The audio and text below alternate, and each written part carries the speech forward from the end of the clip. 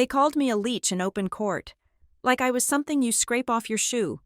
My sister was already demanding the inheritance, claiming she needed it before I could steal it. When the judge asked if I had an objection, I did not even stand up. I just checked my watch, saw it was 2 minutes past 9, and said, "Not yet, Your Honor. I am waiting for the trustee. My name is Imogen Griffin, and standing in the center of the Stonebridge County Probate Court." I looked less like a grieving relative and more like a defendant in a capital murder trial. The air in the courtroom was stagnant, smelling faintly of lemon floor polish and stale coffee. But the temperature was rising rapidly. It was not the climate control failing. It was the heat of the accusation being leveled at my chest by a man whose billable hourly rate could feed a family of 4 for a month. Mr. Sterling, my sister's attorney, did not just speak, he performed. He wore a navy suit that was tailored to intimidate, and he paced before the bench with the righteous indignation of a preacher condemning a sinner. He stopped mid-stride, pivoted on his heel, and pointed a manicured finger directly at my face. "She is a leech, Your Honor." Sterling boomed, his voice bouncing off the mahogany paneling. The word hung in the air, ugly and visceral. He did not say she was opportunistic. He did not say she was greedy. He called me a leech, a parasite, something that latches onto a host and drains the life out of it until there is nothing left but a husk. I sat at the respondent's table alone. My hands were folded on the empty surface in front of me. I did not have a lawyer sitting next to me whispering assurances. I did not have piles of motions or affidavits stacked in defensive walls. I had a single pen, which I was not using, and a wristwatch. Sterling continued his assault. "We are not just talking about mismanagement, Your Honor. We are talking about systematic predation. Ms. Griffin moved into the decedent's home 18 months ago, and in those 18 months, the family was slowly, methodically cut out. Phone calls went unanswered. Visits were denied at the door. She isolated a vulnerable, dying man for one purpose, and one purpose only." He paused for effect, turning to look at the gallery where the spectators were leaning forward.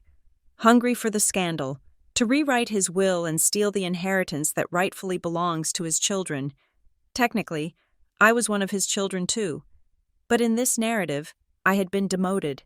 I was the villain, the help, the leech." Sterling gestured to the plaintiff's table. "I call upon Sloane Griffin to speak on the urgency of this motion." Sloane stood up. My sister has always known how to catch the light, even today, dressed in somber, mourning black. She looked radiant. Her hair was perfectly blown out, a curtain of gold framing a face that was currently crumpling into practiced tragedy.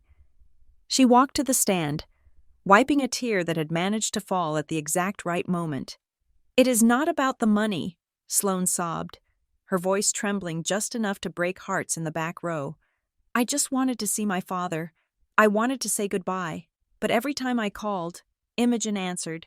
She told me he was sleeping. She told me he was angry. She told me he did not want to see me." She looked at the judge, her eyes wide and glistening. Judge Vance was a man who had presided over probate court for 20 years. He had seen every variation of greed masked as grief, but Sloane was very convincing. "She stole those last months from us," Sloane said, her voice dropping to a whisper. "And now we find out that 2 days before he died, the accounts were accessed? The safe was opened?" She turned to look at me. Her expression shifted for a fraction of a second. It was not grief. It was rage. Pure, unadulterated entitlement. "She is going to take everything if you do not stop her," Sloane pleaded. "Please, just stop her." Sloane collapsed back into her seat, buried her face in her hands, and shook with sobs. Sterling placed a comforting hand on her shoulder. Looking at the judge with a grave expression, I did not move. I did not roll my eyes. I did not scoff. I simply breathed in and breathed out. I had spent the last 2 years listening to the slow, rattling breath of a dying man, managing oxygen tanks, tracking morphine doses, and cleaning sheets. I had learned that panic serves no purpose. Panic is an inefficiency. I shifted my gaze past Sloane, past her shark of a lawyer, to the first row of the gallery. Warren and Blythe Griffin sat there. My parents. They looked like they were attending a coronation rather than a legal hearing. Warren wore his best suit, the one with the slightly frayed cuffs that he thought nobody noticed. Blythe was wearing a hat, which felt absurdly dated, and clutching her handbag with a white-knuckled grip. They were looking at me, but they were not seeing their daughter. They were seeing a blockage in the pipe.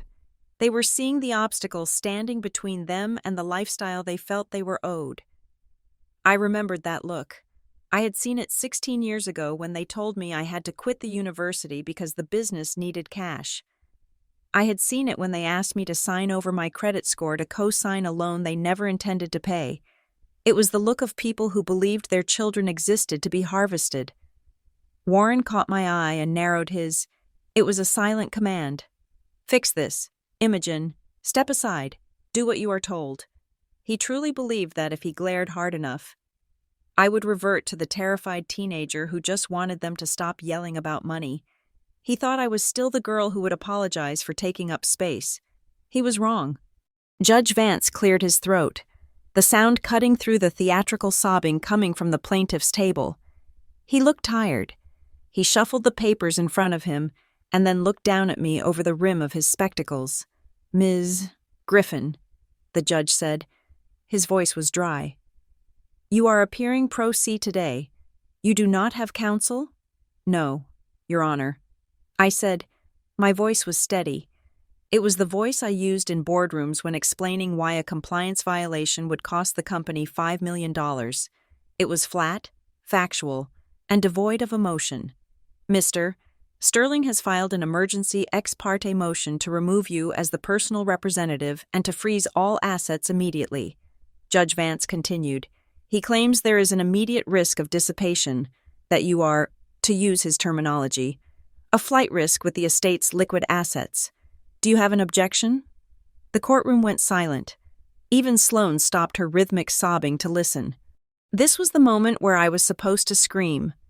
This was the moment where I was supposed to shout that I was the one who changed the diapers and blended the food while they were vacationing in Cabo on credit cards they could not pay. This was the moment I was supposed to defend my honor. Mr. Sterling smirked. He was ready for a fight. He wanted me to get emotional. If I got emotional, I looked unstable. If I looked unstable, he won. I did not stand up.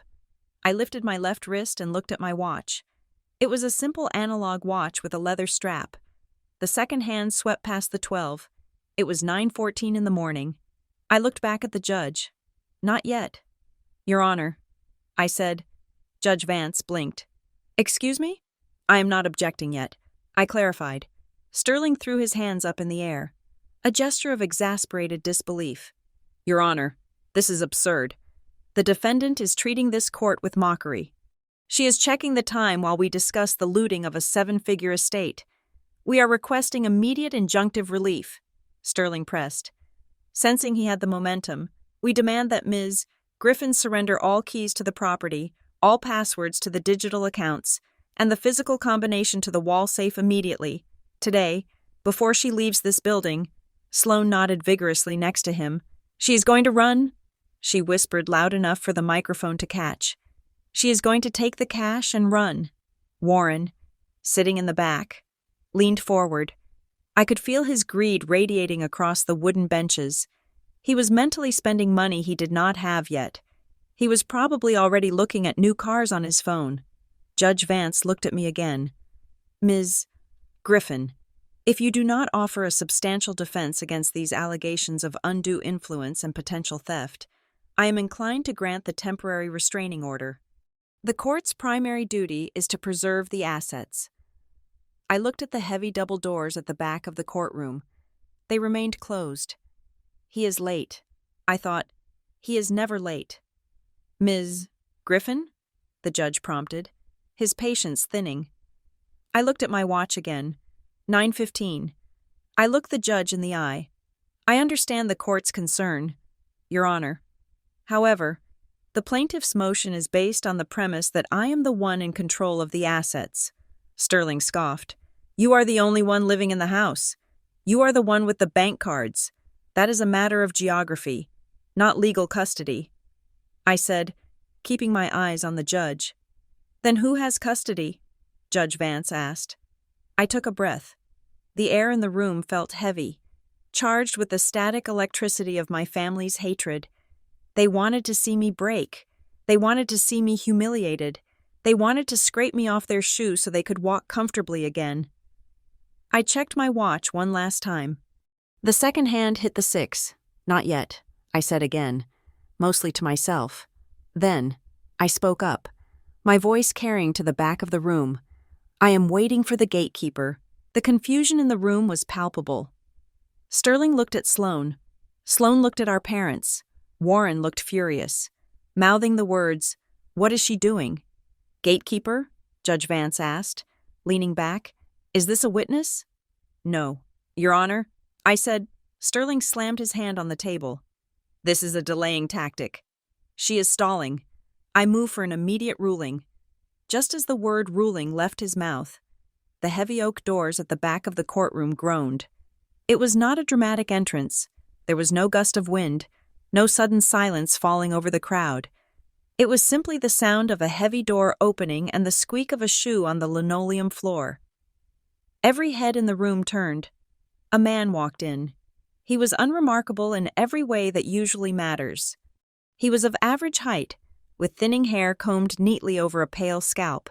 He wore a gray suit that was slightly too large for him at the shoulders. The kind of suit worn by men who buy one for work and wear it until it disintegrates. He carried an old, battered leather briefcase that looked like it had survived 3 decades of rain and coffee spills. He did not look at the audience. He did not look at the sobbing sister or the angry lawyer. He did not even look at me. He walked with the plodding, inevitable pace of a glacier. Sterling looked confused. "Who is this?" "We are in a closed session for the immediate family and counsel." The man ignored him. He walked straight past the bar, unlatched the small swinging gate without asking for permission, and approached the court clerk's desk. The silence in the room changed texture. It went from heated to confused. The man placed a thick, sealed manila envelope on the clerk's desk. The sound of the heavy paper hitting the wood was loud in the quiet room. Then, he turned to the judge. Judge Vance looked at the man, then at the envelope, then back at the man. "Can I help you, sir?" The man adjusted his glasses. He looked like an accountant who had just found a rounding error that would send someone to prison, and he was completely indifferent to the emotional toll of that discovery. "My name is Arthur Penhaligon," the man said.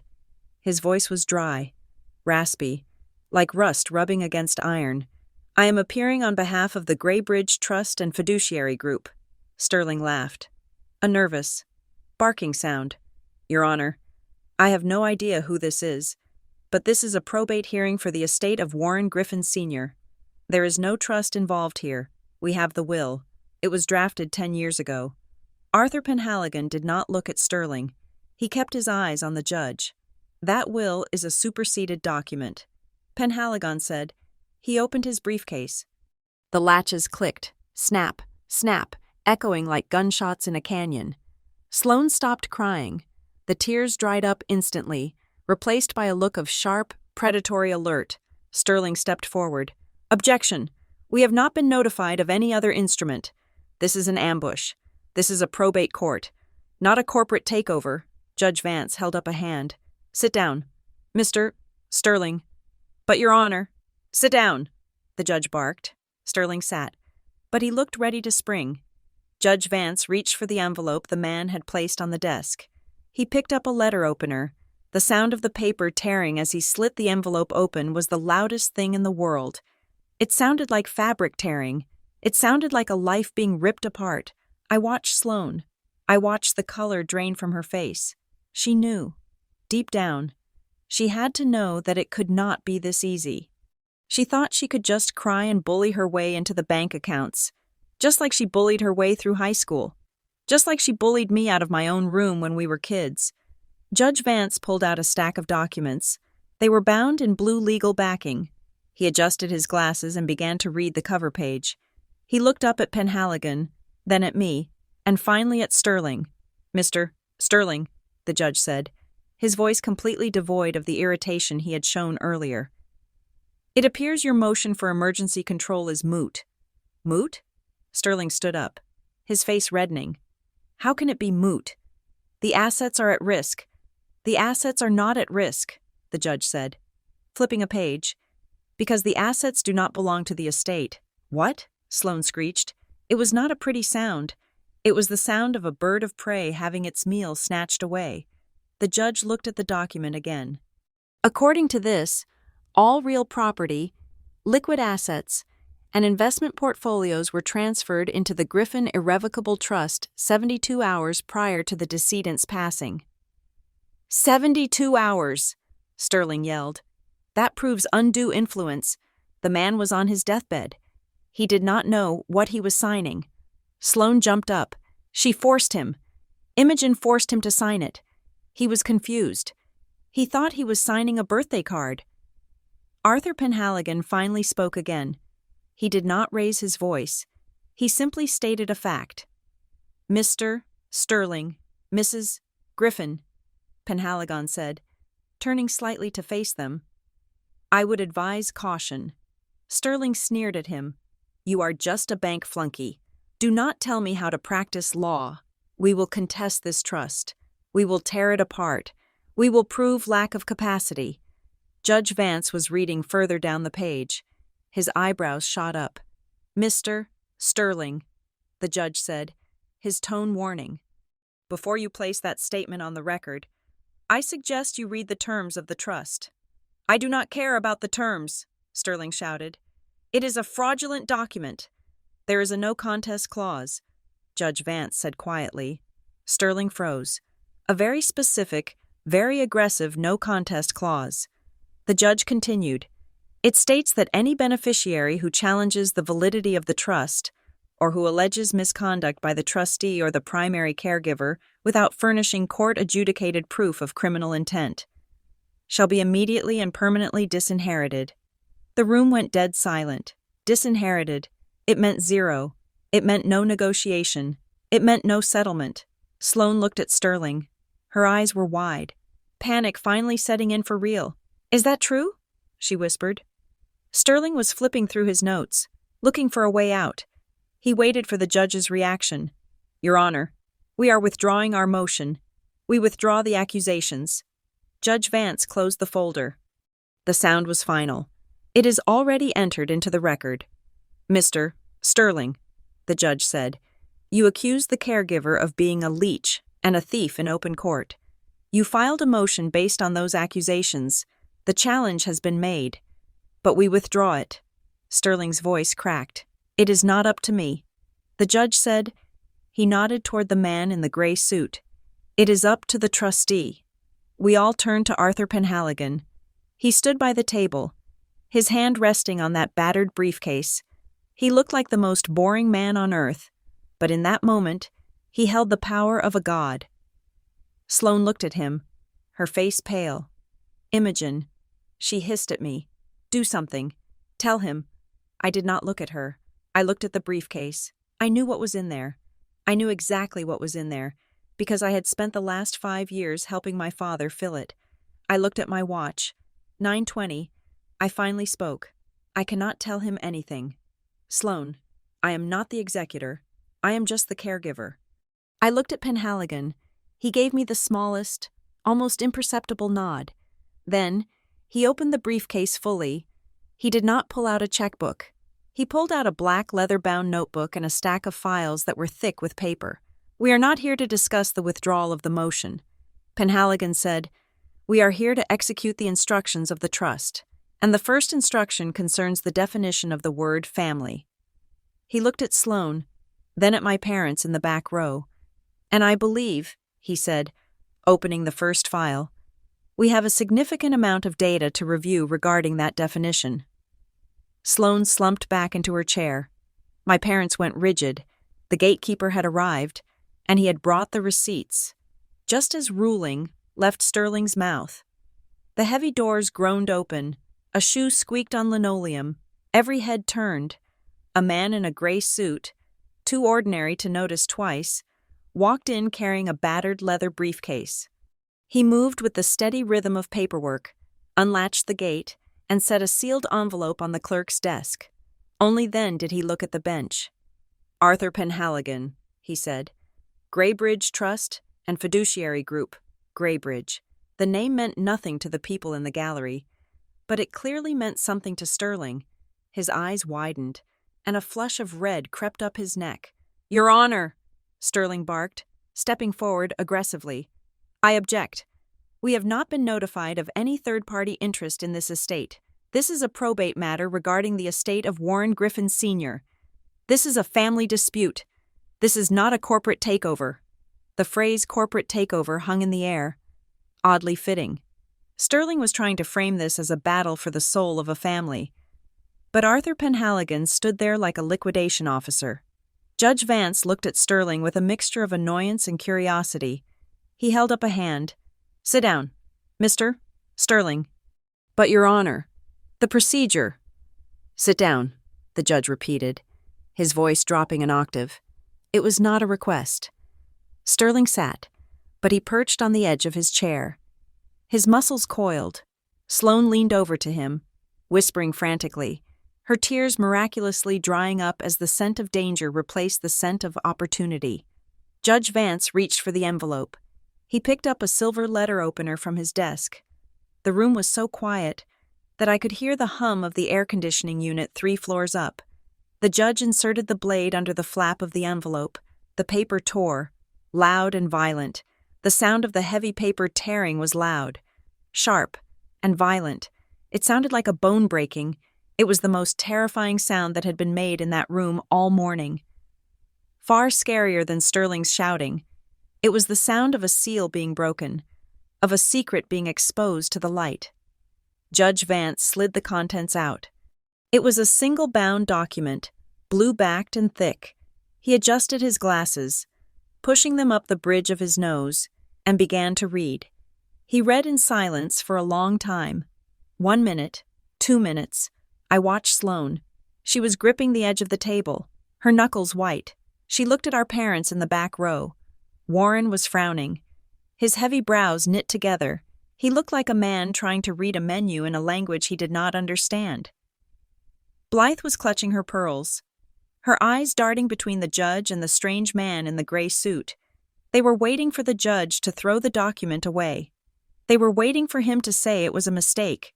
They were waiting for the narrative to return to the one they had written, where I was the villain and they were the victims. Judge Vance looked up. His expression had changed. The weariness was gone, replaced by a sharp, professional focus. "Mr. Sterling," the judge said quietly, "you may want to listen to this very carefully." Sterling stood up, smoothing his tie, trying to regain his composure. "We are listening. Your Honor, the document I hold in my hand," the judge began, tapping the paper with his index finger, "is a certified copy of the Griffin Irrevocable Trust.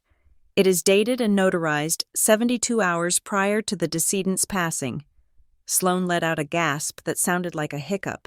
The judge continued, "According to the schedule of assets attached to this instrument, the residential property, all investment accounts, the savings bonds, and the entirety of the decedent's liquid capital were transferred into the ownership of this trust before his death." Sterling froze. The color drained from his face entirely. "Transferred?" Sterling stammered. "All of it? Every dime?" Judge Vance said, "The estate of Warren Griffin Sr., for all intents and purposes, is empty. There is nothing to probate. There is nothing for you to freeze." Sloane shot out of her chair. "That is a lie!" she screamed. Her voice cracked, high and shrill. "He would never do that. He did not know what he was doing." She pointed a trembling finger at me. "She made him do it. She tricked him. He was on morphine. He was confused. He thought he was signing a birthday card or an insurance form. He did not know what he was signing." I sat perfectly still. I did not look at her. I looked at the cuff of my blouse. I picked at a loose thread. Arthur Penhaligon did not blink. He stood by the clerk's desk, his hands clasped loosely in front of him, watching Sloane with the detached interest of a scientist observing a rat in a maze. Judge Vance turned a page of the document. The paper made a crisp, authoritative snap. "Ms. Griffin, the judge said to Sloane, his voice stern, I would advise you to control yourself. He was confused. Sloane wailed, turning to the gallery, trying to rally the audience. My father was a victim of elder abuse. This woman took advantage of a dying man to steal our inheritance. Mr. Sterling, Judge Vance shouted, slamming his hand on the bench. Control your client. Sterling grabbed Sloane's arm and pulled her down. Sit down. Sloane? Shut up. Sloane looked at him, shocked by his tone. But Sterling ignored her, his gaze flicked to the bench, his eyes narrowing. Your Honor, if this document was signed 72 hours before death, we move to challenge its validity immediately based on lack of capacity and undue influence. We will file a separate action to dissolve the trust. Judge Vance looked at Arthur Penhaligon. Mr. Penhaligon, do you have a response? Penhaligon stepped forward. He cleared his throat. It was a dry, dusty sound. Your Honor, Penhaligon said, if counsel wishes to challenge the validity of the trust, that is his prerogative. However, I am duty-bound to direct the court's attention to Section 14, Paragraph 3. Judge Vance flipped to the back of the document. He ran his finger down the page. He stopped. He read the paragraph twice. Ah, the judge said. He looked up at Sterling. The look on his face was almost pitying. Mr. Sterling, are you familiar with the concept of a no-contest clause? Of course, Sterling scoffed. It is a standard clause. It says if a beneficiary challenges the will, they lose their share, but that only applies if the challenge is frivolous. We have valid grounds. Undue influence is a valid ground.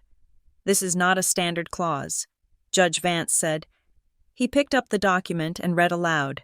I, Warren Griffin Sr., being of sound mind and body, hereby declare that any beneficiary who challenges the validity of this trust, or who brings any legal action against the trustee or the appointed caregiver alleging misconduct, without first providing a criminal conviction as evidence, shall be immediately and irrevocably removed from the list of beneficiaries.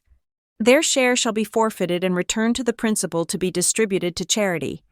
The room went silent, without a criminal conviction. Judge Vance repeated, emphasizing the words. That means, the judge continued, looking directly at Sloane, that by standing up in this court today, by filing this motion, and by accusing the caregiver of theft and abuse on the public record, you have effectively pulled the pin on a grenade in your own lap. Sloane looked at Sterling. Her mouth opened and closed, but no sound came out. Sterling looked at the papers on his desk. He was realizing, perhaps for the first time in his career, that he had walked into a bear trap. Your Honor, Sterling said, his voice trembling slightly. We withdraw the motion. What? Sloane hissed. No, we withdraw the motion, Sterling said louder, panic rising in his voice. We withdraw the accusations. We are not challenging the trust. We are not challenging the caregiver. We withdraw everything. He didn't look at the judge. He looked at the court reporter with desperate eyes. Please, Your Honor, strike it from the record. We were not informed of the trust's existence. It was an honest mistake. Judge Vance looked at the court reporter. Then he looked at the file in front of him. He closed the blue-backed document. Mr. Sterling, the judge said softly, you cannot unring a bell. But we withdraw, Sterling insisted. The motion was filed. Judge Vance said, the accusations were made in open court. You called Ms. Griffin a leech. You accused her of theft. You stated clearly that the assets were at risk. The judge leaned forward, and more importantly, the trustee is standing right there. We all turned to look at Arthur Penhaligon. He had not moved. He had not smiled. He was simply standing there, waiting. Penhaligon. Does the trust accept the withdrawal of the challenge? Judge Vance asked. Penhaligon adjusted his glasses. He looked at Sterling. Then he looked at Sloane. Finally, he looked at my parents in the back row. The trust is an instrument of the decedent's will. Penhaligon said, it is not a sentient being. It operates on facts. The fact is that a challenge has been levied. The fact is that accusations have been made. He reached down and placed his hand on the handle of his battered briefcase. "We cannot ignore the events of the last 20 minutes. Your Honor," Penhaligon continued, "the trigger condition for the no contest clause has been met." Sloane let out a low moan.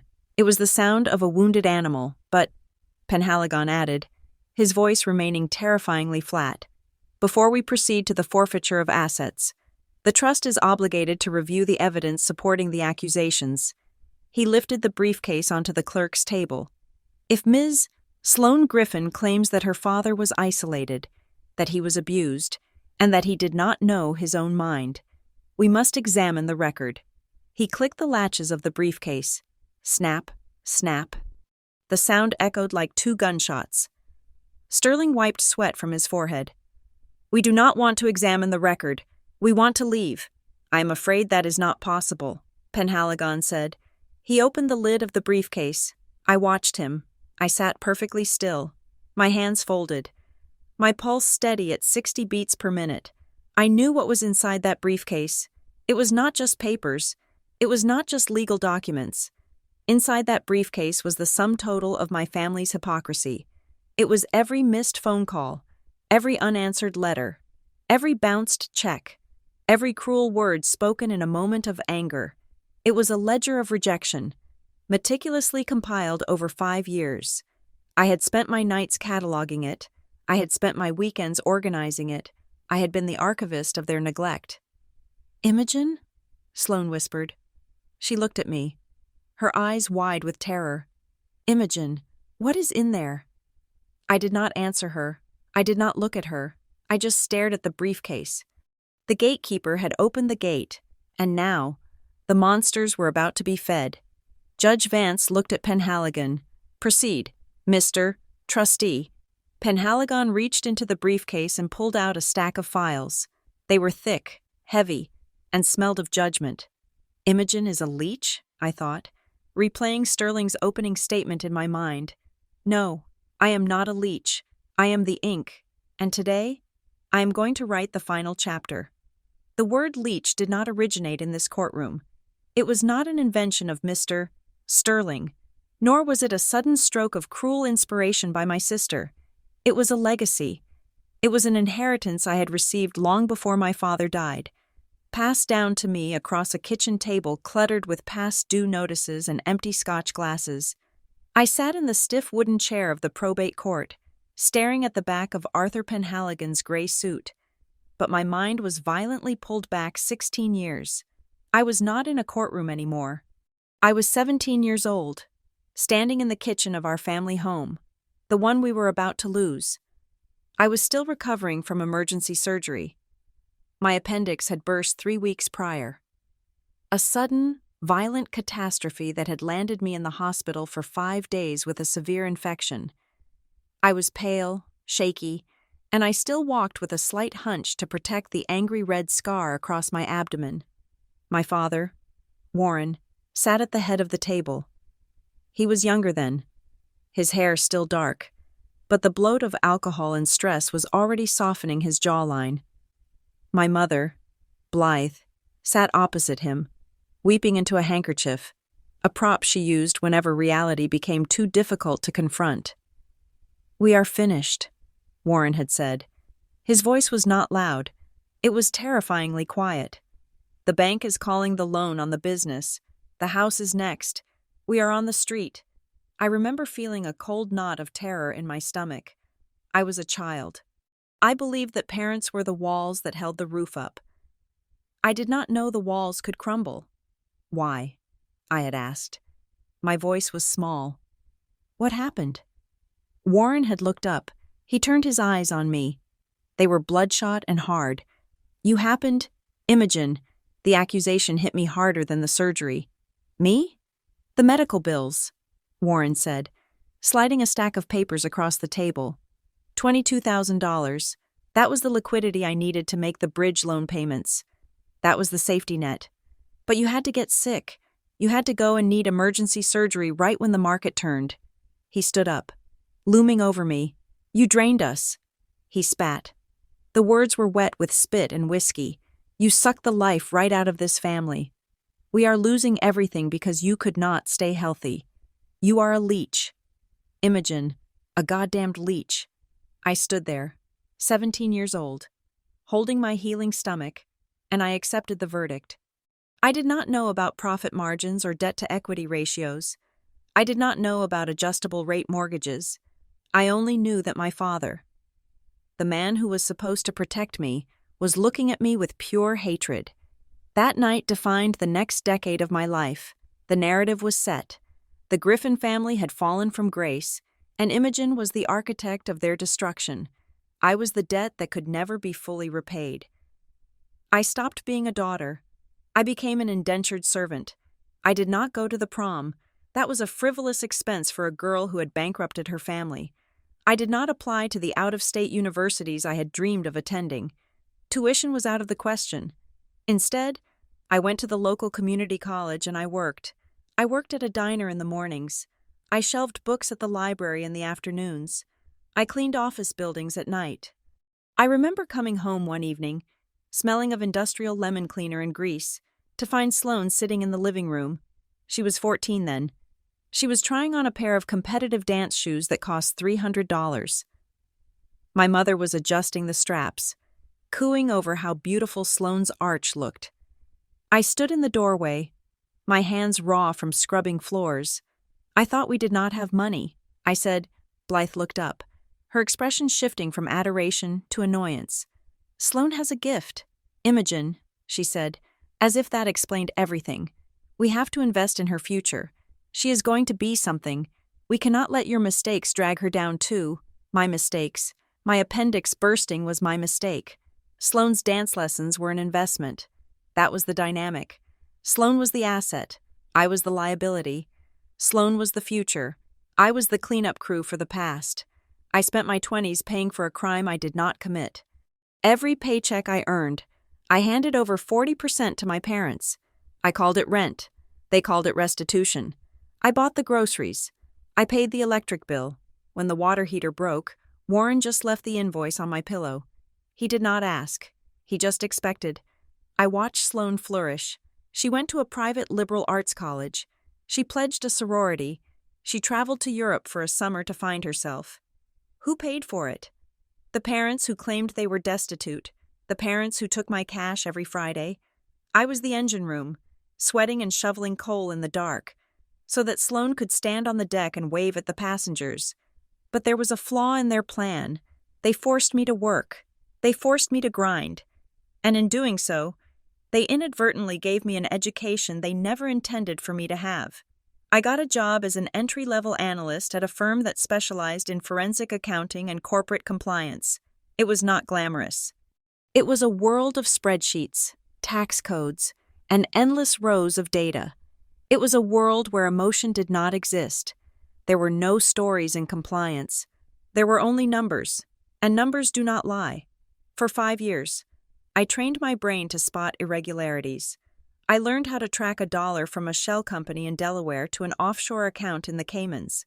I learned that if you look at a ledger long enough, it starts to speak to you. It tells you where the bodies are buried. One night, when I was 26, I sat down with my own family's history. I had access to old boxes of files in the garage. My parents never threw anything away. They were hoarders of their own grievances. I found the tax returns from the year of the crash. I found the bank statements from the year my appendix burst. I laid them out on my floor, just like I did with the fraudulent accounts at work. I looked at the dates. I looked at the withdrawals. The medical bill was there. $22,000, but there was insurance. I saw the claim.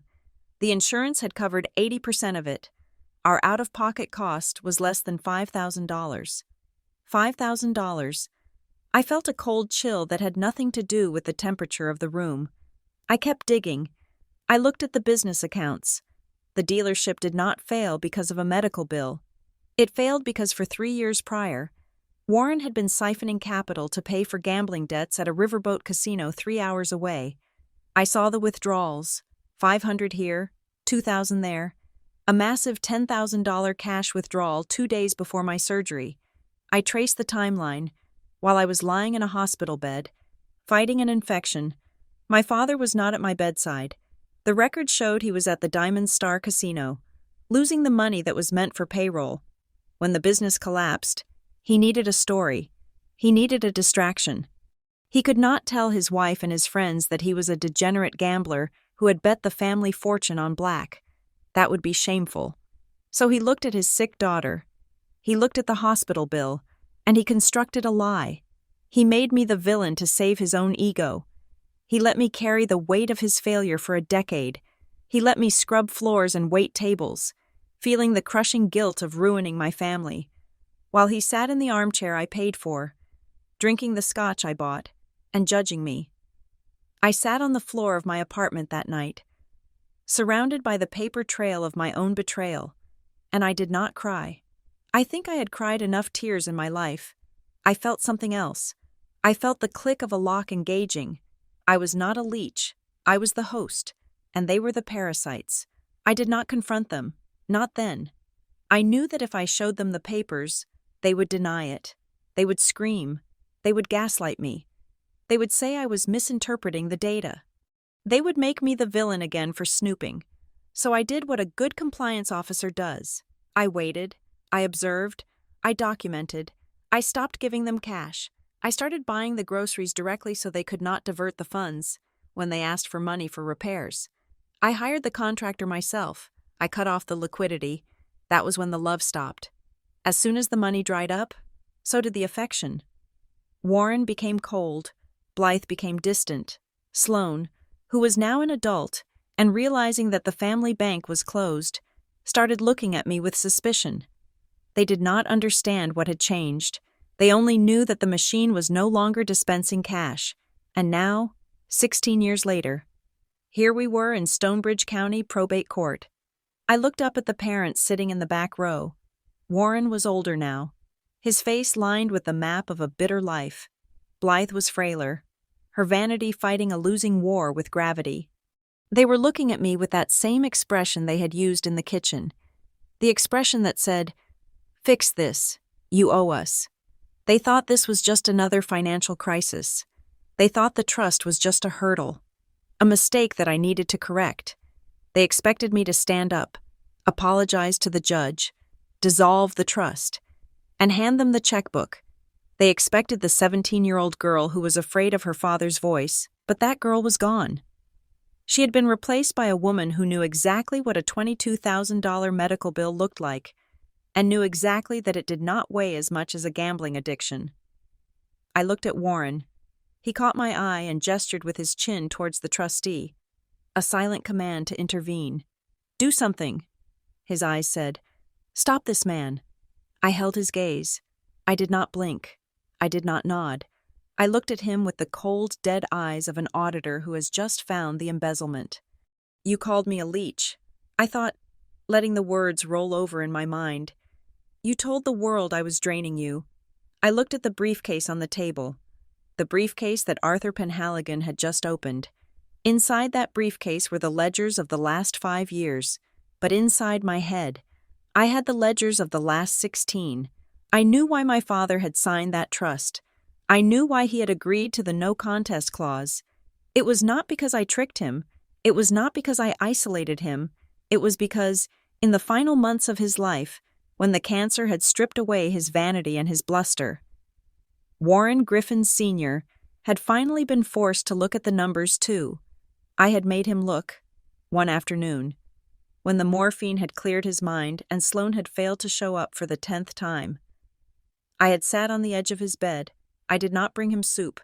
I brought him the bank statements from 16 years ago. I laid them out on his quilt.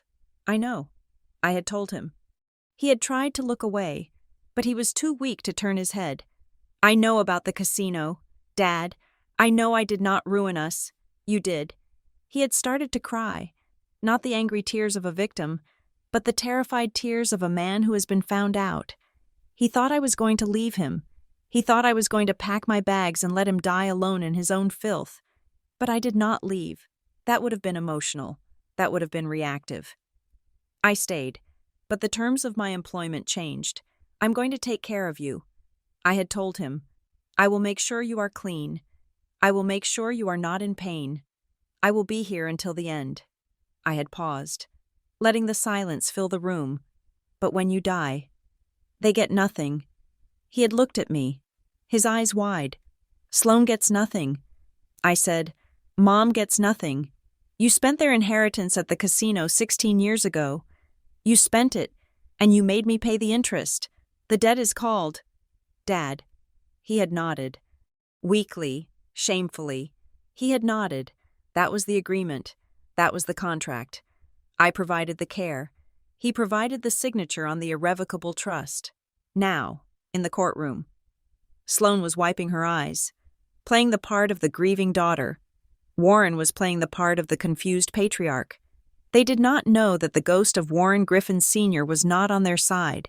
They did not know that the man they were mourning had spent his final days terrified of the truth I held in my hands. The trustee, Arthur Penhaligon, pulled a file from the briefcase. He held it up. Exhibit A. Penhaligon announced to the silent courtroom. The rejection ledger. I watched Sloane's face. I watched the confusion ripple across her features. She did not know what a rejection ledger was. She had never had to account for her time. She had never had to audit her own love. She was about to learn. I leaned back in my chair. The wood was hard against my spine, but I did not mind. I had a front row seat to the audit, and for the first time in my life, the numbers were on my side. The silence that followed Arthur Penhaligon's declaration regarding the no contest clause was heavy. But it was brittle. It was the kind of silence that precedes an explosion. I watched Mr.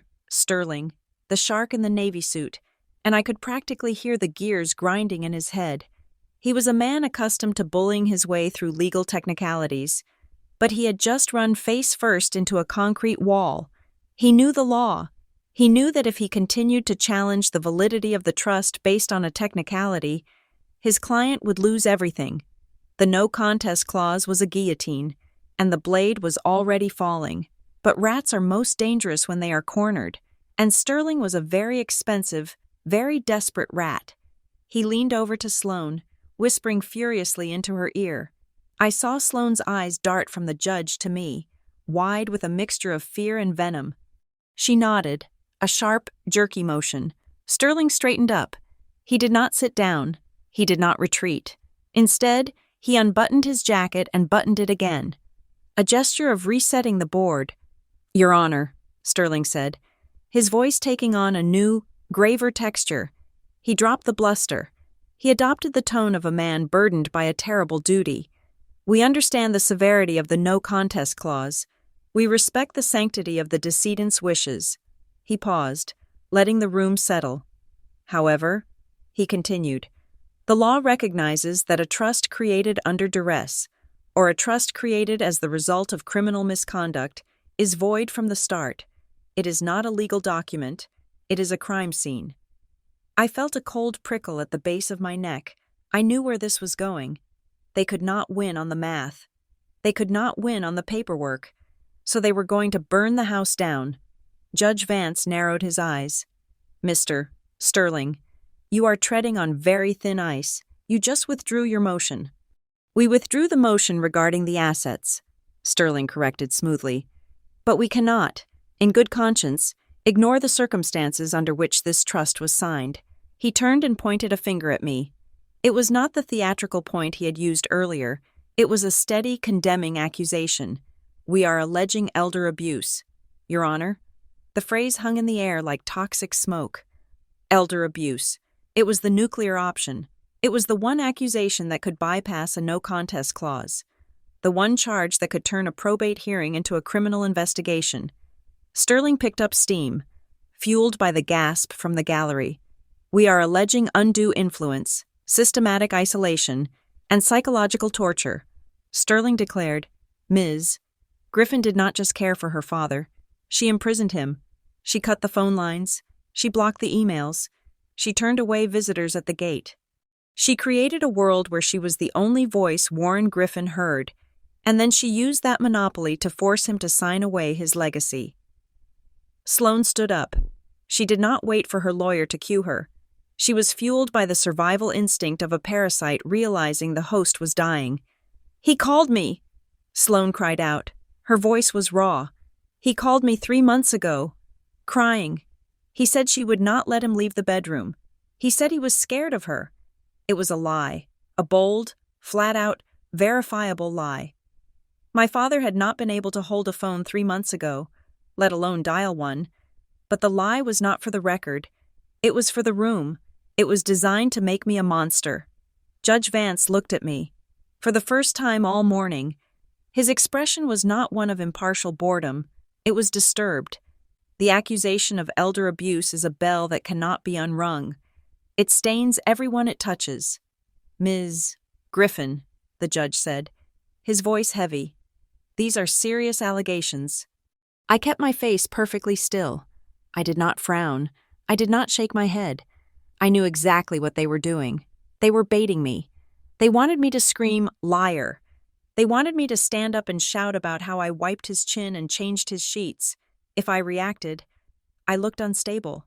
If I got angry, I looked like the abuser they were painting me to be. I clamped my jaw shut. I bit the inside of my cheek until I tasted copper. I looked at the judge and offered nothing but a blink.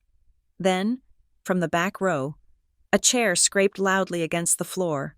Warren Griffin, my father's namesake, and the man who had taught me to fear debt, stood up. He walked past the bar, ignoring the bailiff who stepped forward to stop him. I need to speak, Warren said. His voice was trembling, thick with emotion that sounded heartbreakingly real. Sir, you are not a party to this, the judge began. He was my father, Warren shouted, tears streaming down his face. He was my father, and she stole him from us. He pointed at me, his hand shaking. You want to know about isolation? Warren asked the room, turning to face the spectators. I will tell you about isolation. He took a breath, composing himself for the performance of his life. Christmas Eve, he said, last year. I felt a muscle twitch beneath my eye. Christmas Eve. We drove 4 hours, Warren said, his voice dropping to a whisper. Blythe and I, we packed the car with gifts. We had his favorite scotch. We just wanted to see him. We knew it might be his last Christmas. He looked at Blythe, who was sobbing quietly into her hands in the back row. We got to the gate. Warren continued. It was snowing. It was freezing cold. We rang the buzzer. We saw the lights on in the house. We could see the Christmas tree in the window. He turned back to the judge. She answered the intercom. Imogen, and I begged her. I said, Imogen, please, just for an hour, just let us give him the gifts. Warren wiped his nose with the back of his hand. And do you know what she did? The courtroom was dead silent. Even the court reporter had stopped typing for a second. She laughed. Warren said, He whispered it, but it carried to every corner of the room. She laughed at us, and she said, He does not want you, and she clicked the intercom off. A murmur of disgust rippled through the gallery. I could feel the eyes of the strangers boring into the back of my skull, to them. I was no longer a woman defending a will. I was a villain from a Dickens novel. I was the heartless daughter who left her parents standing in the snow on Christmas Eve. We stood there for an hour.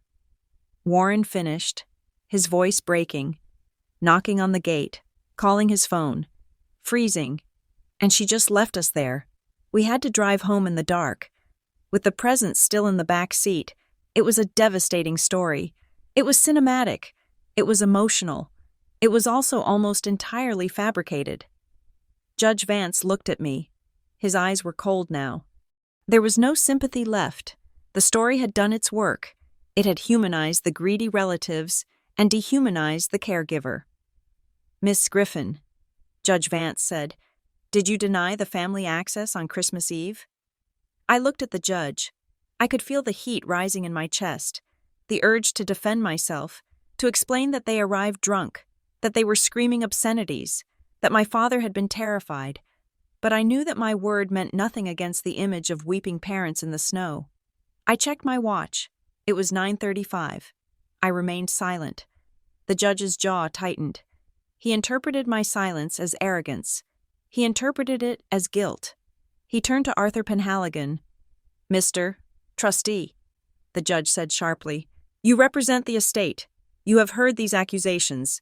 If the primary caregiver was using her position to isolate the decedent, to abuse him psychologically, then the trust is indeed compromised. The judge leaned over the bench. Do you have evidence regarding these claims of isolation? Do you have visitation logs? Do you have proof that the decedent was acting of his own free will and not under the duress of a jailer? Sloane stopped crying. She looked at Penhaligon with a glimmer of hope. She thought she had found the crack in the armor. She thought that because there were no visitors, the trustee would have to admit that I had kept them away. Arthur Penhaligon did not look flustered. He did not look moved by Warren's tearful monologue. He stood by the clerk's desk, his hand resting on the open lid of his battered briefcase. He looked at Warren, then at Sloane, and finally at me.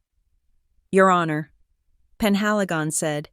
His voice was as dry as parchment. The trust takes the allegation of elder abuse very seriously. It is, as Mr. Sterling noted, a trigger for the dissolution of the estate. Sterling nodded vigorously. Exactly. Therefore, Penhaligon continued, during the due diligence phase of our acceptance of the trust, we conducted a forensic audit of the decedent's social interactions for the final 60 months of his life. He reached into the briefcase. He did not pull out a typed report. He did not pull out a spreadsheet. He pulled out a book. It was a black book, bound in cracked, faux leather. The corners were worn down to the cardboard. It looked like something a high school student would use for a diary, or a shopkeeper would use to tally debts. He placed the book on the table with a soft thud. Then, he reached back into the briefcase and pulled out a stack of files. These were modern, manila folders, thick with papers. He stacked them next to the black book. We do have evidence, Your Honor, Penhaligon said. Sloane leaned forward, her eyes hungry. We have evidence regarding the lack of visitation, Penhaligon said. We have evidence regarding the unanswered phone calls. We have evidence regarding the events of Christmas Eve. He placed his hand on the black book.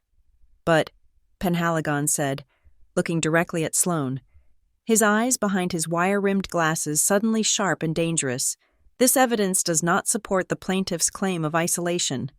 Sloane froze. The hope on her face began to curdle. It does not? Judge Vance asked. No, Your Honor, Penhaligon said. Isolation implies that people were trying to get in, and were being kept out. He opened the cover of the black book. The pages were yellowed, filled with handwriting that started strong and grew shakier with every page. The evidence we have suggesting that Ms. Griffin did not isolate the decedent. Penhaligon said, the evidence suggests that she was the only reason he was not completely alone. He looked at Warren. This does not prove isolation. Mr. Griffin, this proves abandonment. The room went quiet again, but this was a different kind of quiet. This was the quiet of a tide going out, revealing the jagged rocks beneath the surface. Sloane's tears stopped instantly. It was mechanical. 1 second she was the grieving daughter, and the next, she was a woman who realized she had just walked into a room she could not exit. What is that book? Sloane whispered. Penhaligon did not answer her. He looked at the judge. This, Your Honor, is Exhibit B. The decedent called it his rejection ledger. He turned a page, and I believe the first entry concerns the plaintiff. Ms. Sloane Griffin. Sloane's face went white.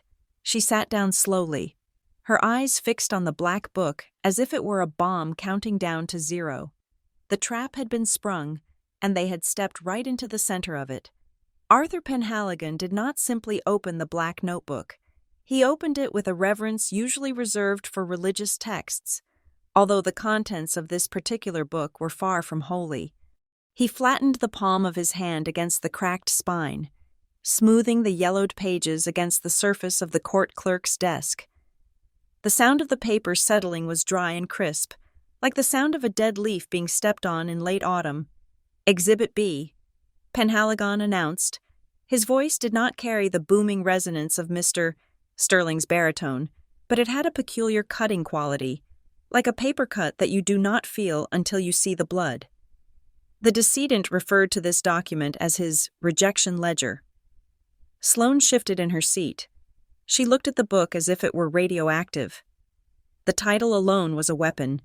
It stripped away the ambiguity of memory and replaced it with a title that implied intent. Penhaligon reached into his briefcase again and pulled out a thick stack of stapled papers. He placed them next to the book, and Exhibit C. He continued, "These are the corresponding telecommunication logs for the primary landline and the decedent's personal cellular device, covering the fiscal period of the last 5 years. These logs have been subpoenaed from the carrier and cross-referenced with the handwritten entries in Exhibit B." He looked up at the judge. "We are not relying on memory, Your Honor. Memory is fallible. Memory is subject to emotion. Data is not." Judge Vance nodded. "Proceed, Mr. Trustee." Penhaligon adjusted his wire-rimmed glasses. He ran a finger down the first page of the black book.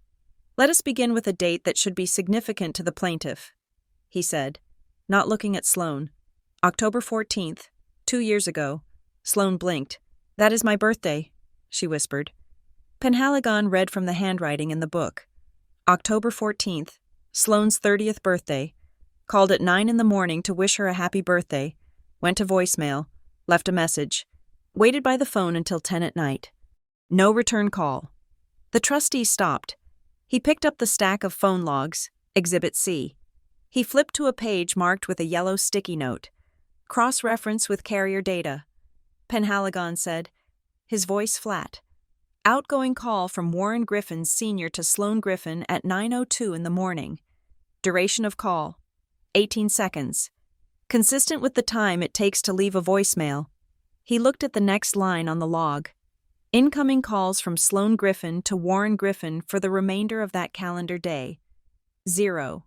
Sloane's face flushed a deep, ugly red. "I was busy," she hissed. "I had a party.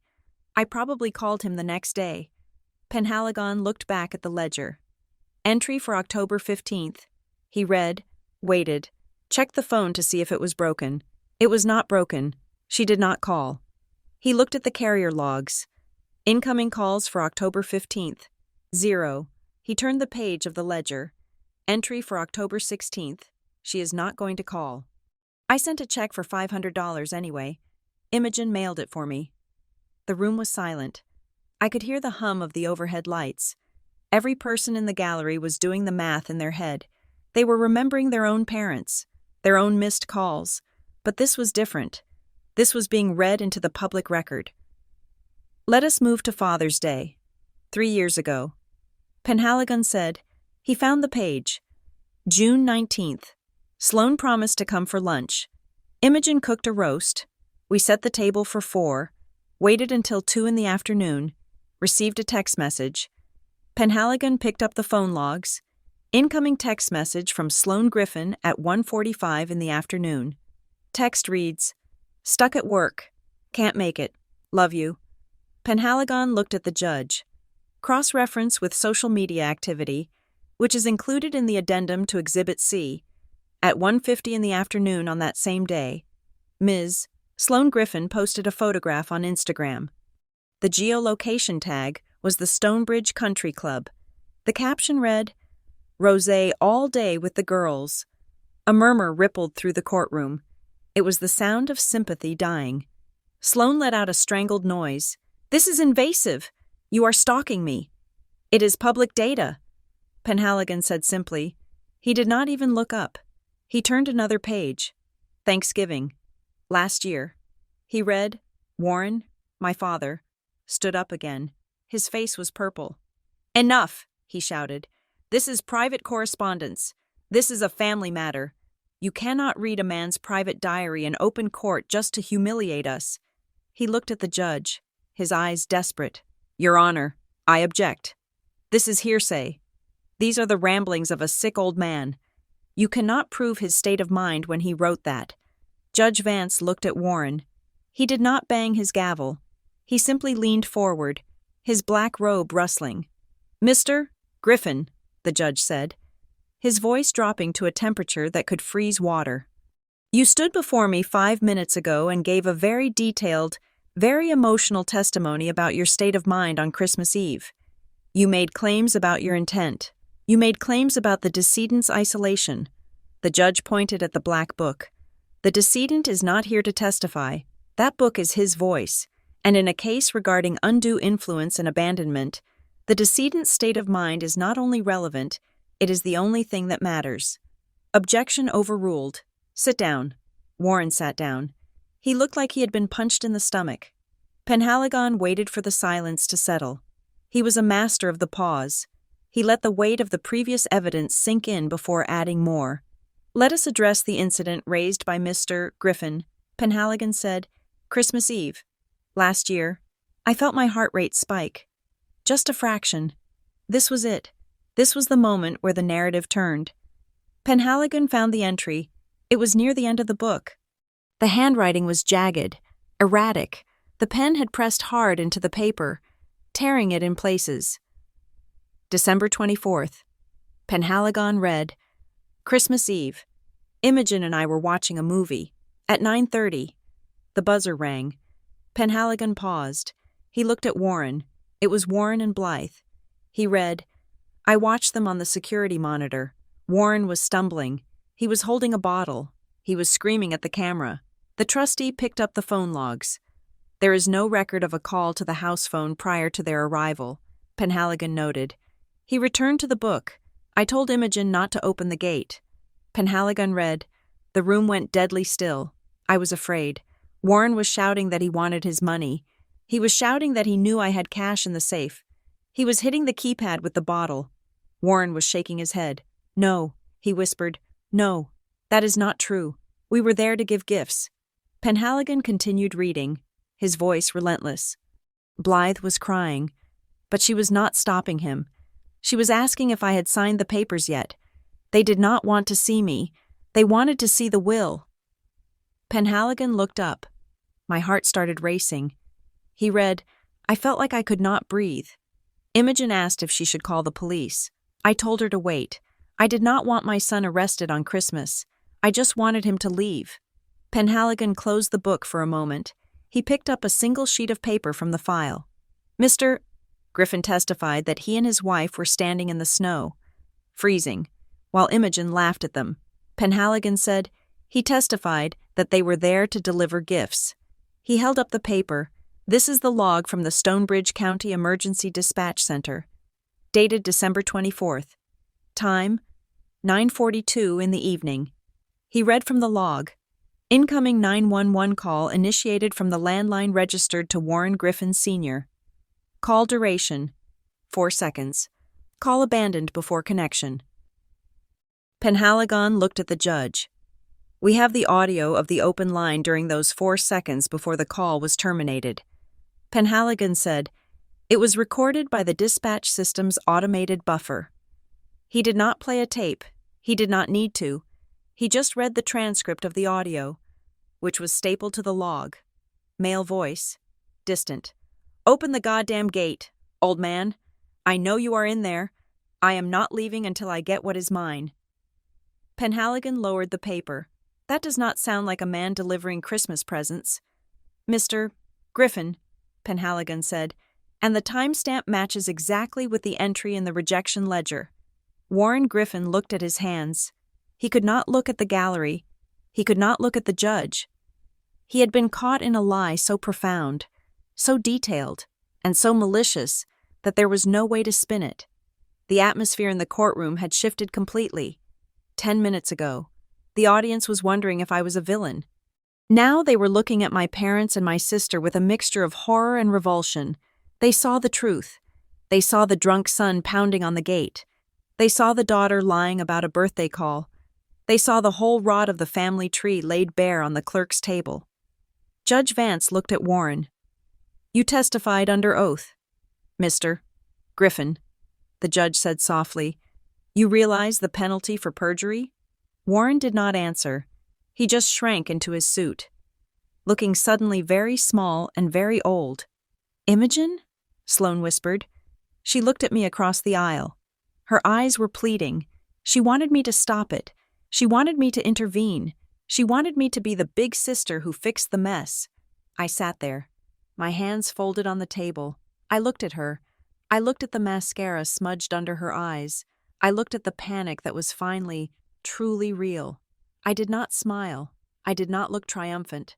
I just looked at my watch. It was 9:45. I remembered that Christmas Eve. I remembered holding my father's hand while he shook with fear. I remembered his fingers gripping mine so hard they turned white. I remembered him whispering, "Do not let them in. Imogen, please, do not let them in." I had protected him then, and by sitting here, by saying absolutely nothing, I was protecting him now. I looked back at Arthur Penhaligon. He was not done. I knew he was not done. The rejection ledger was just the emotional damage. He had not even touched the capacity argument yet. Penhaligon placed the dispatch log down on the pile of evidence. He smoothed it out with his hand. "The evidence suggests," Penhaligon said to the silent room, "that the family was not isolated by the caregiver. They were isolated by their own behavior. The decedent was not a victim of undue influence. He was a victim of harassment." He looked at Mr. Sterling. "Does counsel for the plaintiff still wish to pursue the argument that the decedent was unaware of his actions?" Sterling looked like he wanted to vanish. He looked like he wanted to dissolve into the floorboards, but he was trapped. He had made the accusation of incompetence. He had claimed my father was too senile to sign the trust. If he backed down now, he admitted his clients were liars. If he pushed forward, he risked running into whatever else was in that briefcase. Sterling cleared his throat. It sounded like grinding gears. We maintain that the decedent was heavily medicated," Sterling said weakly. "Regardless of the domestic disputes, he was not in a state to sign complex legal documents 72 hours before his death. It was a desperate, flailing attempt to stay afloat." Penhaligon nodded slowly. "I anticipated that argument," he said. He reached for the final latch on his briefcase.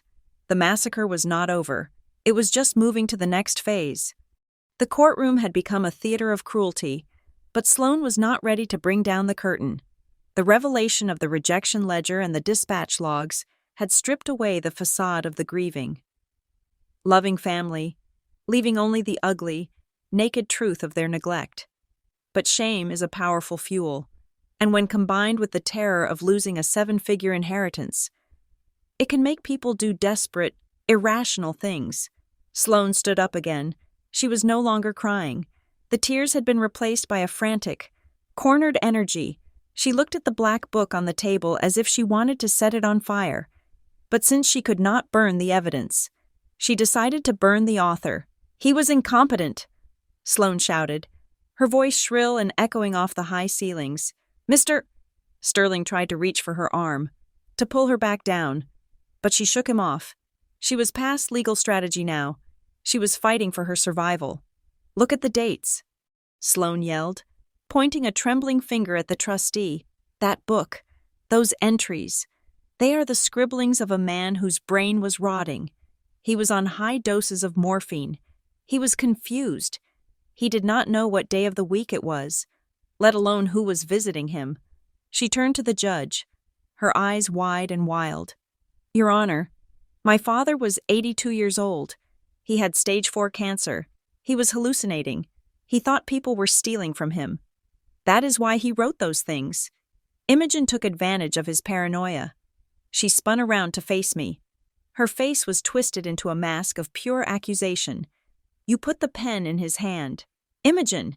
You told him what to write. You guided his hand across the page because he was too weak to lift it himself. This trust, this whole charade, it is fraud. He did not know what he was signing." The accusation hung in the air, heavy and suffocating. It was the last refuge of the disinherited. If you cannot prove you were good, prove the deceased was crazy. Judge Vance looked at Sloane, and then he looked at me. He did not dismiss her outburst immediately. In probate court, the question of capacity is the ghost that haunts every proceeding. If Warren Griffin Sr. did not understand what he was signing, then everything, the trust, the rejection ledger, the instructions, was garbage. The judge turned his gaze to Arthur Penhaligon. "Mr. Trustee," Judge Vance said, his voice serious, We have established that the family relationship was strained. However, the plaintiff raises a valid point regarding the decedent's medical state. The judge leaned forward, clasping his hands. This trust was executed 72 hours before death. That is well within the window where palliative sedation can compromise cognitive function. Do you have evidence of capacity? And I do not mean a standard witness signature, I mean medical proof. Sterling perked up. He saw a lifeline. Yes, exactly, Sterling interjected, smoothing his suit jacket. We demand to see the medical notes from that day. If he was on any opioids, any sedatives, his signature is invalid. Arthur Penhaligon stood perfectly still. He did not look worried. He looked like a man who had packed an umbrella because he had checked the weather forecast 3 weeks in advance. He reached into his briefcase for the 4th time. The issue of capacity was anticipated. Penhaligon said, his voice was calm, contrasting sharply with Sloane's hysteria, given the aggressive nature of the disinheritance and the anticipated litigiousness of the beneficiaries. He paused to look at Sterling over the rim of his glasses. The decedent instructed us to leave no room for ambiguity. Penhaligon pulled out a document. It was not a simple piece of paper. It was a thick bound report with a heavy cardstock cover. Exhibit D. Penhaligon announced. He placed it on the desk. This is an affidavit of capacity, executed on the morning the trust was signed. It was not conducted by the hospice nurse. It was conducted by 2 independent forensic psychiatrists, board certified, who have no prior relationship with the family or the caregiver. Sterling's jaw dropped slightly. 2? 2. Penhaligon confirmed. They conducted a distinct battery of cognitive tests to determine orientation, memory, judgment, and executive function. He opened the report to the summary page. Their conclusion was unanimous. Despite his physical frailty, Warren Griffin Sr. scored 29 out of 30 on the mini mental state examination. He was fully oriented to time, place, and person. He understood the nature of his assets. He understood the consequences of the trust. And most importantly, he understood exactly who he was excluding. Sloane shook her head violently. I do not believe it. You bought a doctor. Doctors can be paid off. Penhaligon ignored her. He reached into the briefcase again. We were aware that paper reports can be challenged. Penhaligon said, experts can be accused of bias.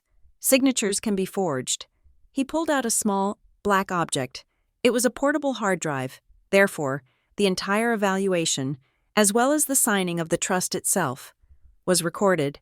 The heir left the room. Video. In a legal battle, paper is ammunition, but video is a nuclear bomb. You can argue with a signature. You can argue with a medical note, but you cannot argue with a high-definition recording of the dead man speaking to you from the grave. May I? Penhaligon asked the judge, gesturing to the large monitor mounted on the wall for evidence display. Proceed, Judge Vance said. Leaning back in his chair, Penhaligon plugged the drive into the court clerk's terminal. A moment later, the screen flickered to life. The courtroom hushed. On the screen, my father appeared. He was sitting up in his hospital bed, which had been moved into the living room. He looked frail. Yes, his skin was like parchment paper, and the oxygen cannula was wrapped around his ears.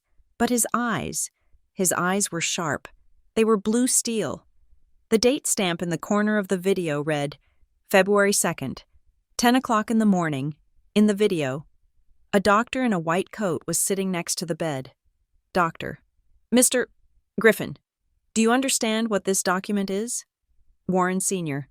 It is a trust, an irrevocable trust. Doctor. And do you understand what happens to your property when you sign this? Warren Sr. Yes, it leaves my possession. It goes to the trustee. Doctor.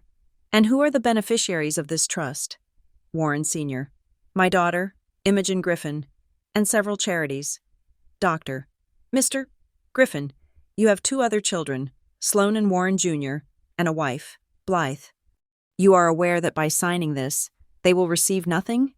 The camera zoomed in slightly on my father's face. In the courtroom, the real Warren Jr. and Blythe were staring at the screen.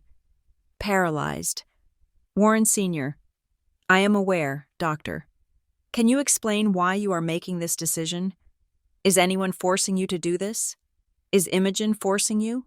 On the screen. My father laughed. It was a dry, rasping sound, but it was a laugh. Warren Sr. Imogen? No. Imogen tried to talk me out of it. She wanted me to leave them something. She is too soft. He looked directly into the camera lens. It felt like he was looking right at Sloane in the courtroom. Warren Sr. I am leaving them nothing because they left me a long time ago. They are vultures. They are waiting for me to die so they can pick the carcass. I am not giving them that satisfaction.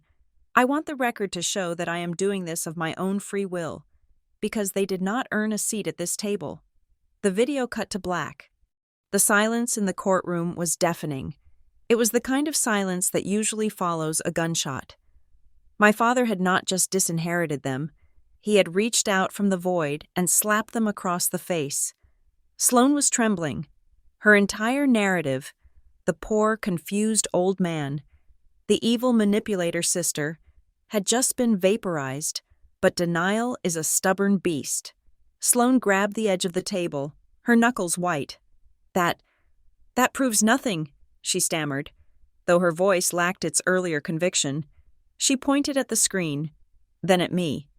Those evaluations, those psychiatrists, that video production, that costs thousands of dollars. She turned to the judge, her eyes manic. Your Honor, look at her. Look at Imogen. She wears shoes from Target. She drives a 10-year-old Honda. She makes $40,000 a year as a compliance analyst. Sloane's voice rose to a scream. How could she afford 2 forensic psychiatrists and a legal videographer? How could she pay for all of this? She must have stolen the money from him to pay for the people who helped her steal the rest. It is circular fraud. It was a desperate, ugly argument. She was attacking my poverty to prove my guilt. Sterling looked at her, then at the judge, trying to see if the argument had any traction. It is a valid question. Your Honor, Sterling said. Though he sounded defeated, the cost of these preparations is significant. If Ms. Griffin misappropriated funds to pay for them, I looked at Sloane. She was breathing hard, her chest heaving. She thought she had me. She thought that because I lived a frugal life, I was incapable of strategy. She thought money was the only power that mattered. I checked my watch. 9:55. I stood up. I did not ask for permission. I just stood. I looked at Sloane. I looked at her expensive highlights, her designer bag, her manicured nails. I did not pay. I said, my voice was calm, cutting through the murmurs in the gallery. Sloane scoffed. You expect us to believe they worked for free? No. I said, I did not say they were not paid. I said I did not pay. I turned to Arthur Penhaligon. Show them the check. Penhaligon nodded.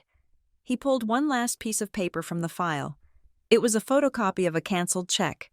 He placed it on the document camera. The image appeared on the screen. Towering over the room, it was a check from the personal checking account of Warren Griffin Sr. The amount was $4,500. It was made out to Sterling Associates Forensic Psychiatry. The date on the check was 6 months ago. The memo line was filled out in my father's handwriting. It read, Defense against pests. Imogen is correct. Penhaligon said, the decedent paid for his own capacity evaluation. He ordered it. He signed the check. And he did so 6 months before his death, while he was still driving his own car and managing his own affairs. Penhaligon looked at Sterling. This was not a last-minute conspiracy. Mr. Sterling, this was a premeditated legal fortification. The decedent knew his family would challenge the will. He knew you would allege incompetence, so he bought an insurance policy against his own children. Sloane stared at the screen. The check was undeniable. It proved that her father had been planning this for months. It proved that while she was ignoring his calls, he was writing checks to ensure she would never see a dime. Judge Vance looked at the screen.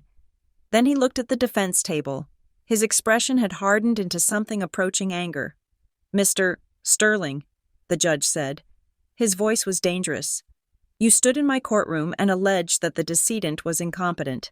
You alleged that he was medicated and confused. You allege that the caregiver forced his hand. The judge pointed at the video screen, which was now black, but the memory of it burned in everyone's mind. The evidence shows that the decedent was not only competent, but hyper-competent. He anticipated your exact arguments. He predicted your behavior. Judge Vance leaned forward, and by continuing to push this narrative of incapacity in the face of this evidence, you are moving dangerously close to suborning perjury. Your clients claimed they knew he was confused. The video proves he was lucid. If they testify to his confusion now, they are lying to this court. Sterling went pale. He knew what that meant. It meant sanctions. It meant bar complaints. It meant the end of his career if he wasn't careful. He stepped away from Sloan, putting physical distance between himself and his client. Your Honor, Sterling stammered, we were not aware of the video. We were operating on the information provided by the family. You are the family. Judge Vance snapped at Sloan and Warren. You are the ones who claim to know his state of mind. The atmosphere in the room shifted instantly. It was no longer a dispute about money. It was no longer a family drama. The heavy, suffocating weight of the law had just come crashing down. Sloan looked around the room. She looked at the judge, who was glaring at her. She looked at her lawyer, who was retreating. She looked at the trustee, who was impassive. And then she looked at me. She looked at me with genuine fear. Not the fear of being poor, but the fear of someone who realizes they have walked into a trap that was set for them half a year ago. She realized then that I had not just been waiting for the gatekeeper, I had been waiting for them to hang themselves, and with the video and the check, I had just kicked the chair out from under their feet. For the first time since the bailiff had called the court to order, I pushed my chair back. The legs of the chair scraped against the linoleum floor, a harsh, grating sound that cut through the stunned silence of the room. 9:55. I stood up. I did not stand up to scream. I did not stand up to cry or to beg the judge for mercy. I stood up with the posture of a woman who has spent 5 years in the trenches of corporate compliance, where the only thing that matters is the audit trail. I smoothed the front of my black dress, picked up a single manila folder from the table, and walked to the center of the room. Sloan watched me. Her eyes were wide, red-rimmed, and terrified. She looked like a gambler who had just realized the dice were loaded. Warren, my father, looked at me with a mixture of confusion and that old, simmering anger. He expected me to crumble. He expected the apology. I turned to the bench. Your Honor, I said. My voice was steady. It did not shake. I have remained silent during these proceedings. I have allowed Mr. Sterling to call me a leech. I have allowed my sister to accuse me of theft, and my father to accuse me of cruelty. I paused, letting the words hang in the air. I did not object because I was following instructions. Instructions? Judge Vance asked, looking down at me over his spectacles. Instructions from whom? Your attorney? No, Your Honor, I said. I looked at the video screen where the face of my father had just faded to black. Instructions from the decedent. I opened the folder I was holding. 6 months ago, when we scheduled the capacity evaluation, my father gave me a specific directive. I explained. He knew his family. He knew that the moment he was gone, they would not grieve. They would attack. He predicted the accusations of undue influence. He predicted the claims of isolation. I looked at Sloan. He specifically told me, Imogen, do not argue with them. Let them speak. Let them file the motions. Let them put their accusations on the public record. Why? Judge Vance asked. Because, I said, turning back to the judge, he wanted them to trigger the trap themselves. I nodded to Arthur Penhaligon. The trustee stepped forward, his expression as unreadable as ever. Your Honor, Penhaligon said, his voice dry. The decedent was a man who believed in consequences. He was aware that a simple disinheritance might not be enough to stop his family from dragging Ms. Griffin through years of litigation. He wanted to ensure that the cost of attacking his caregiver would be immediate and personal. Penhaligon opened a new section of the trust document. I direct the court's attention to Article 19, subsection B. Penhaligon said, The malicious prosecution indemnity clause. Sterling's head snapped up. He knew what indemnity meant. It meant someone was about to pay. The clause states, Penhaligon read, clearly and slowly, that in the event any beneficiary brings a legal challenge against the appointed caregiver alleging fraud, theft, or abuse, and that challenge is found to be without merit or contradicted by the evidence, the cost of the defense shall not come from the estate. Penhaligon looked at Sloane. The legal fees incurred by the trust to defend Miss Griffin, as well as the fees for the trustee's time, and the cost of the forensic audit required to disprove the accusations, shall be charged personally to the challenger. Sloane gasped. She looked at Sterling. What does that mean?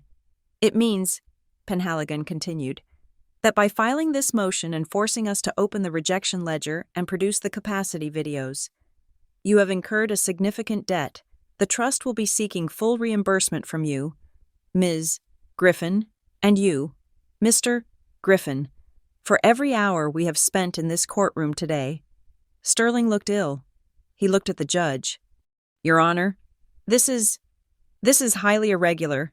You cannot charge a disinherited beneficiary for the administration of the trust. It is a contract, Judge Vance said, his voice cold. And by filing the motion, you engaged with the contract. You gambled. Mr. Sterling, you lost. But the trap was not just about money. It was about exposure. We are not finished, Penhaligon said. He reached into the briefcase one more time. The plaintiff claimed that the assets were at risk.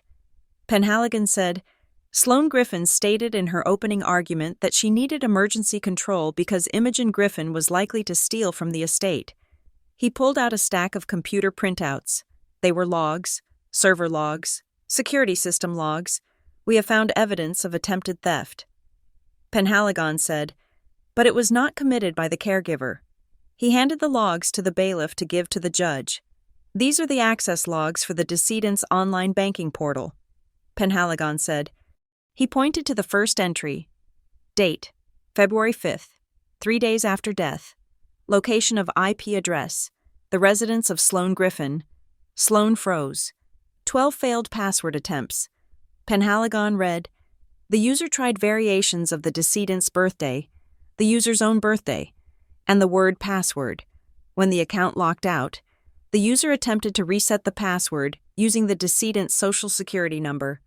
Penhaligon looked at Sloane. That is a federal crime. Ms.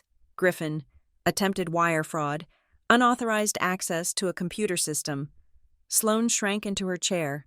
I was just checking, to see if there was money for the funeral. Penhaligon ignored her. He picked up another log.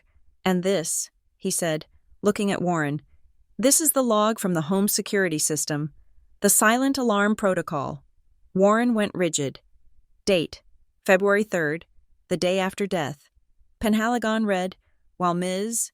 Griffin was at the funeral home making arrangements. The security system at the main residence recorded an entry code being entered at the side door. The code belonged to Warren Griffin. He looked at my father. The alarm was deactivated. The internal motion sensors tracked movement to the study. The sensors recorded someone standing in front of the wall safe for 45 minutes. Penhaligon held up a photograph. It was a grainy, black and white image taken from a hidden camera in the bookshelf. It showed Warren. He was on his knees in front of the safe. He was not crying. He was holding a stethoscope to the dial, trying to crack the combination like a thief in a movie. The room went deadly silent. The plaintiff accused the caregiver of looting the estate. Penhaligon said, but the evidence shows that while the body was still warm, the family was breaking and entering. Judge Vance looked at the photo. He looked at the logs.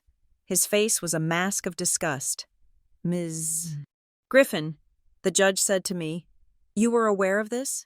Yes, Your Honor. I said. I walked back to the table and picked up my own timeline.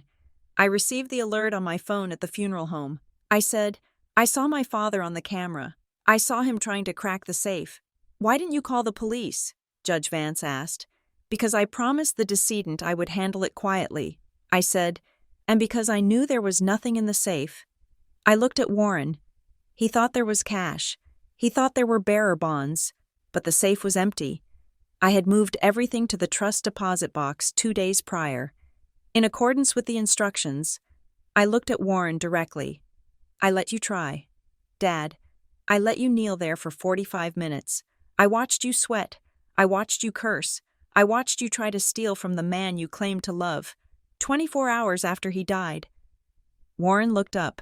His face was flushed with humiliation.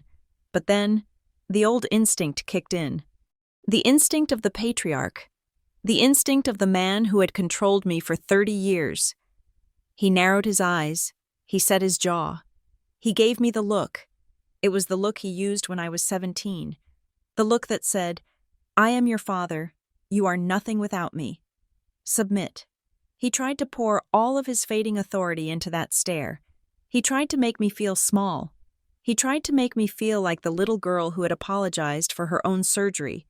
But he was looking at a mirror that no longer reflected him. I stared back. I did not blink. I did not look away. I looked right into his pupils, and I let him see the absolute zero that existed in my heart where his daughter used to be. I am not afraid of you. I thought, projecting the thought with every ounce of my will. You are not a giant. You are just a man who owes money. You are just a line item in a ledger that I'm about to close. Warren held the gaze for 5 seconds, then 10. And then, for the first time in my life, I saw him flinch. He looked away. He looked down at his shoes. He broke. The power dynamic in the room shifted so violently it was almost physical. The tether was cut. I was free. Mr. Sterling saw it too. He saw his clients crumbling. He saw the criminal implications of the computer logs. He saw the sanctions looming. Your Honor, Sterling said, his voice high and tight. We need a recess. We need to confer. There will be no recess. Judge Vance barked. The judge slammed his hand on the desk. This court has been presented with evidence of perjury. Judge Vance said, we have been presented with evidence of attempted fraud. We have been presented with evidence that this entire motion was brought in bad faith. Using the court as a weapon to harass a lawful trustee and a dutiful caregiver, he pointed a finger at Sterling. You filed a motion accusing this woman of elder abuse. That is a career-ending accusation. Mr. Sterling. And you did it based on the word of people who were actively trying to rob the estate. Sterling wiped sweat from his upper lip. I was misled. Your Honor, I assure you. I don't care, Judge Vance said. You signed the motion. The judge turned to me. Ms. Griffin, the judge said, his tone softening. You mentioned a timeline of defense? I was, Your Honor. I handed the clerk my folder. These are the hospice logs. I said, Nurse Henderson, the supervising RN, has provided a sworn affidavit. She was present on Christmas Eve. She heard the shouting at the gate. She witnessed my father's distress. I turned a page, and this is the affidavit from Mrs. Gable, the next-door neighbor. She witnessed Warren Griffin trying to climb over the side wall 3 weeks ago. She threatened to call the police, and he ran away. I looked at Warren. You didn't come to visit. I said, you came to scout the perimeter. Sloane started to sob again, but this time it was real. It was the terrified sobbing of someone who realizes the walls are closing in. We didn't get anything, Sloane wailed. We didn't get a dime. How can you charge us fees when we are broke? Arthur Penhaligon spoke up. The trust is indifferent to your liquidity. Ms. Griffin, he said, the debt is valid. If you cannot pay, the trust will seek judgments. We will garnish wages. We will place liens on your personal property. He looked at her with that terrifying, corporate calm. You called your sister a leech, Penhaligon said, but the audit shows that you have borrowed $40,000 from your parents over the last decade and never repaid a cent. The trust has acquired those debts as part of the estate's assets. Sloane's mouth fell open. We are calling the loans, Penhaligon said. Effectively immediately, the room spun. They had come here to take a fortune.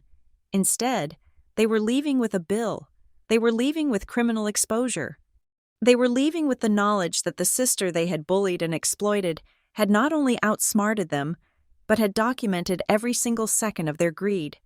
Judge Vance picked up his gavel. He held it suspended in the air. "I am setting a hearing for sanctions," the judge said. "I want a full explanation from counsel regarding the filing of this motion, and I am referring the evidence of unauthorized computer access to the district attorney's office for review." Sterling buried his face in his hands. Warren looked at me one last time. There was no anger left, only fear. He looked like a man drowning. I looked at him. I checked my watch. It was 10 o'clock exactly. The hearing had lasted 1 hour. In 60 minutes, I had dismantled 16 years of trauma. I did not smile. I did not gloat. I simply closed my folder. The gatekeeper had done his job. Now, it was time to close the gate. The courtroom had settled into a kind of stunned paralysis. The air, previously thick with the heat of accusation, now felt thin and cold, like the atmosphere at high altitude where breathing becomes difficult. Judge Vance had not yet dismissed us.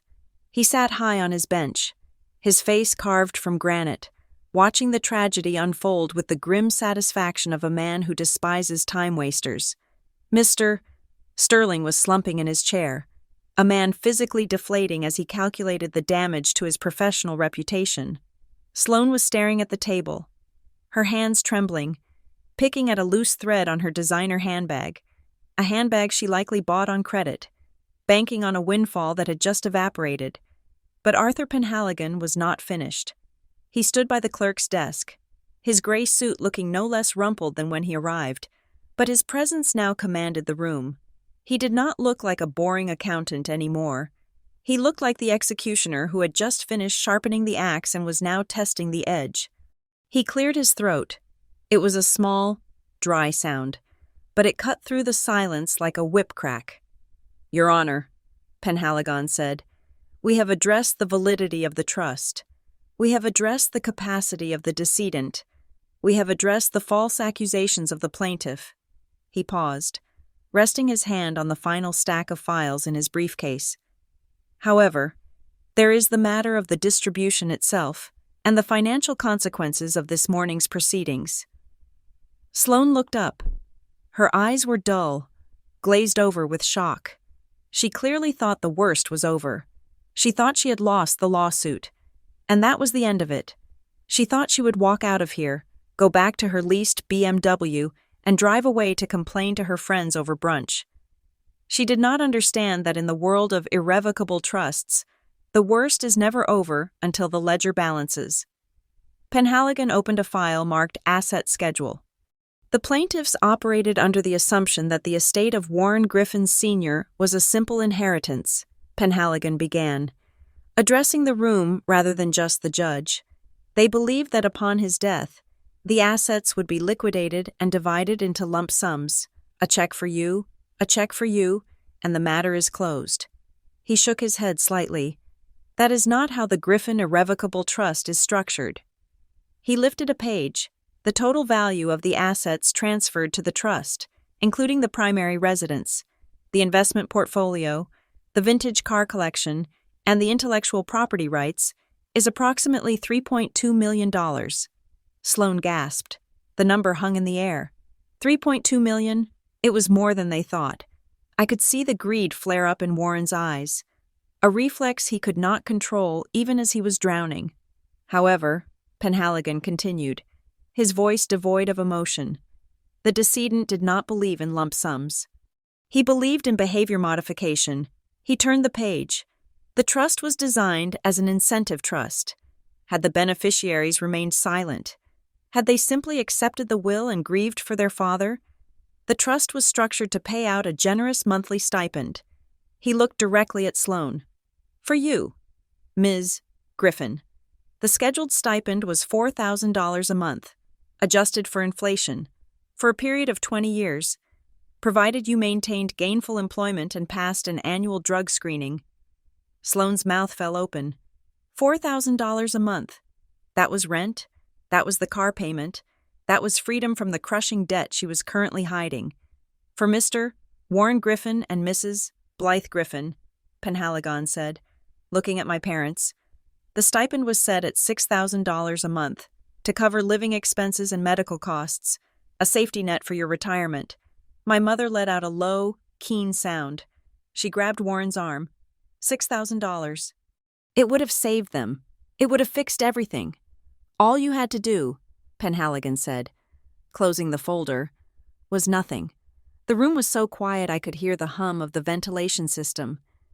You just had to grieve. You just had to be a family. You just had to respect his final wishes. Penhaligon placed his hand flat on the table. But you did not do that. Instead, you filed an emergency ex parte motion. You stood in a court of law and accused the caregiver of being a leech. You accused the decedent of being incompetent. You attempted to seize control of the assets by force. Sloane jumped up. But we withdrew it. We took it back. Mr. Sterling said we withdrew the motion. She looked at the judge. Desperate. Judge Vance, we withdrew it. That means it does not count. Right? We can go back to the stipend? We can just apologize and take the stipend? Judge Vance looked at her with a mixture of pity and disdain. Ms. Griffin, the judge said slowly, if you fire a gun at someone and miss, you are still charged with attempted murder.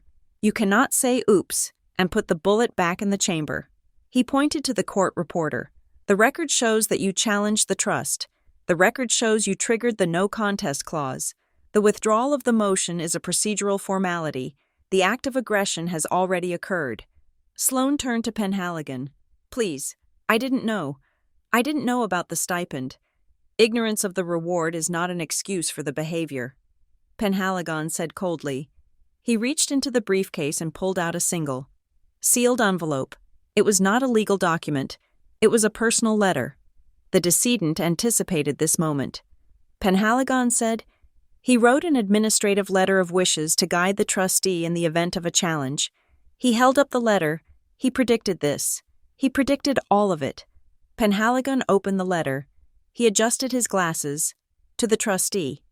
He read, if you are reading this, it means my daughter Sloane has filed a motion to freeze the assets. It means my son Warren has claimed I was confused. It means they have hired a lawyer to bully Imogen.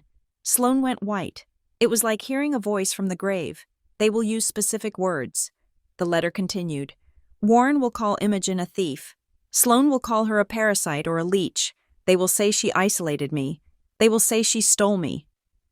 I felt a chill run down my spine. He knew. My father knew exactly who they were. He had sat in his chair, watching the birds out the window, and he had mapped out their cruelty with the precision of a cartographer. Do not let them backpedal. The letter read, do not let them apologize when they realize they have lost. If they attack Imogen, they are not attacking a sister. They are attacking the only person who treated me like a human being. If they challenge the trust, they forfeit everything. No stipends, no payouts, no second chances. Penhaligon lowered the letter. The instruction is absolute, he said. By filing the motion this morning, you have triggered the total forfeiture clause. You are no longer beneficiaries of the Griffin Irrevocable Trust. You are strangers to this estate. Sloane sank back into her chair. She looked like she had been physically struck. The $4,000 a month was gone. The $3.2 million was gone. But Penhaligon was not done. The true horror of the morning was just arriving. Now, regarding the costs.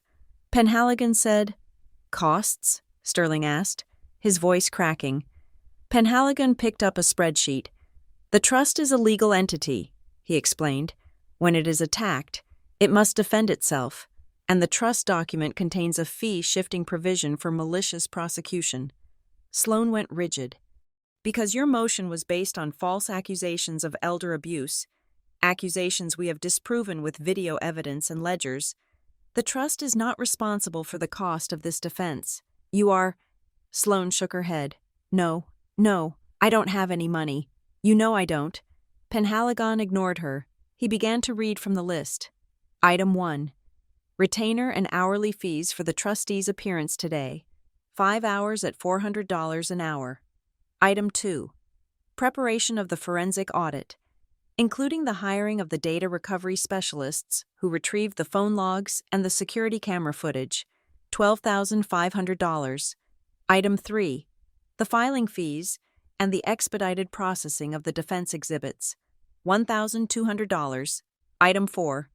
Penhaligon continued, his voice relentless.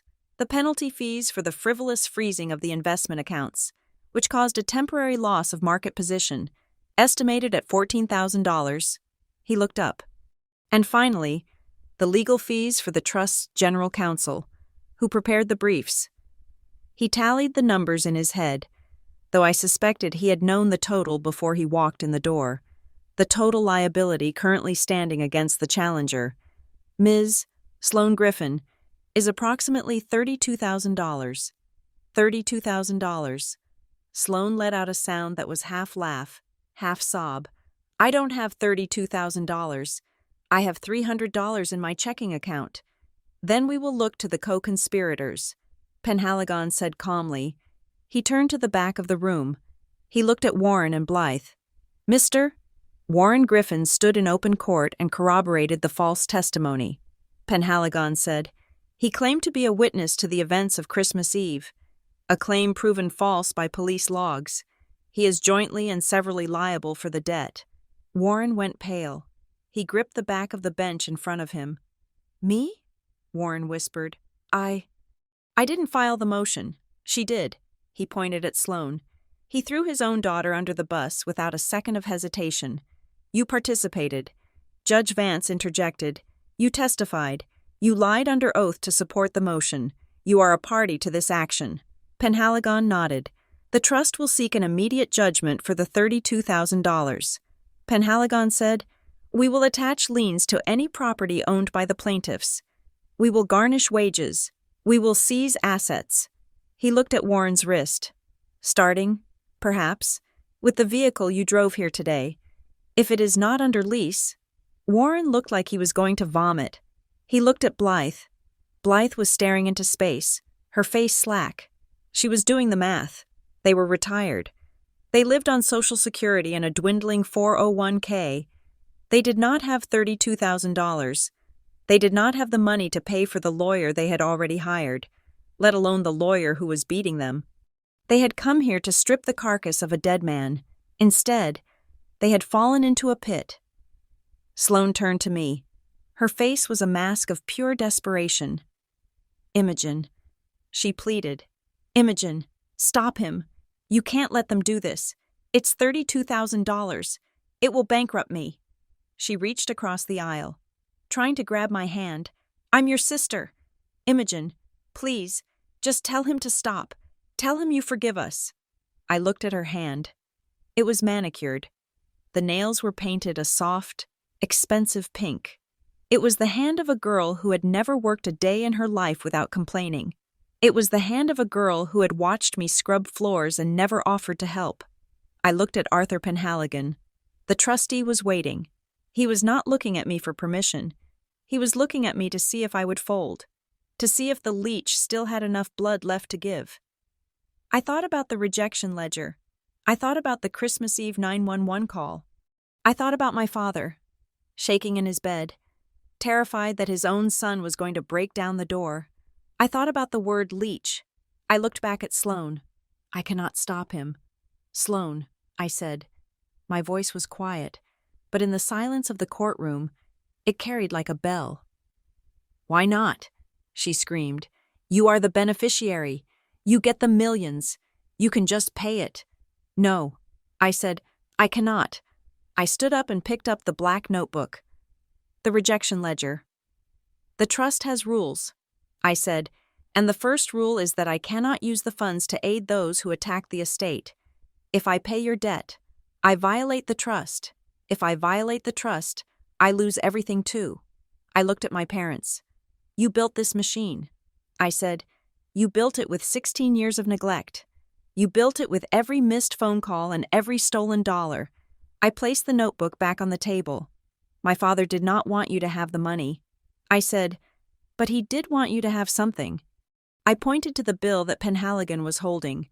He wanted you to have the consequences. Sloane slumped forward, burying her face in the table.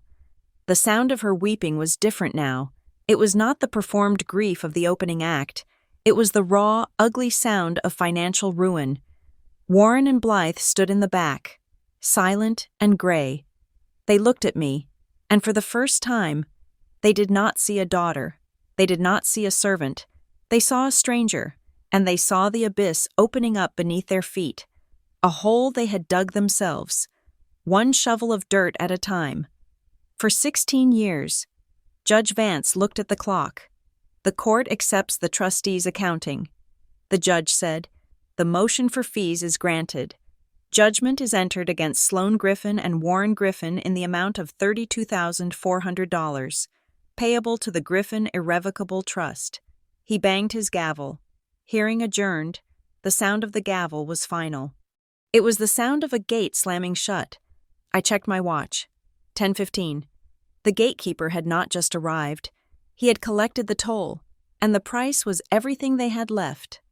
The heavy oak doors of the Stonebridge County Courthouse swung shut behind me, muting the hum of the legal machinery that had just ground my family into dust. I stepped out into the bright, harsh sunlight of the parking lot. The air smelled of asphalt and exhaust, a stark contrast to the sterile scent of lemon polish and old paper inside. I took a deep breath, filling my lungs with the cold air. I fumbled in my purse for the keys to my 10-year-old Honda. My hand was shaking. Not from fear, but from the adrenaline crash. I just wanted to get into my car, lock the doors, and drive until the skyline of this town was a speck in my rearview mirror. But as I reached the bottom of the concrete steps, a shadow fell across my path. It was not a random shadow. It was a familiar, looming shape that had blocked the light in my life for 30 years. Warren Griffin stood between me and my car. He was not slumped over, as he had been in the courtroom. Outside, away from the judge and the bailiffs, he had inflated himself back up. He had straightened his tie, smoothed his jacket, and reclaimed the posture of the patriarch.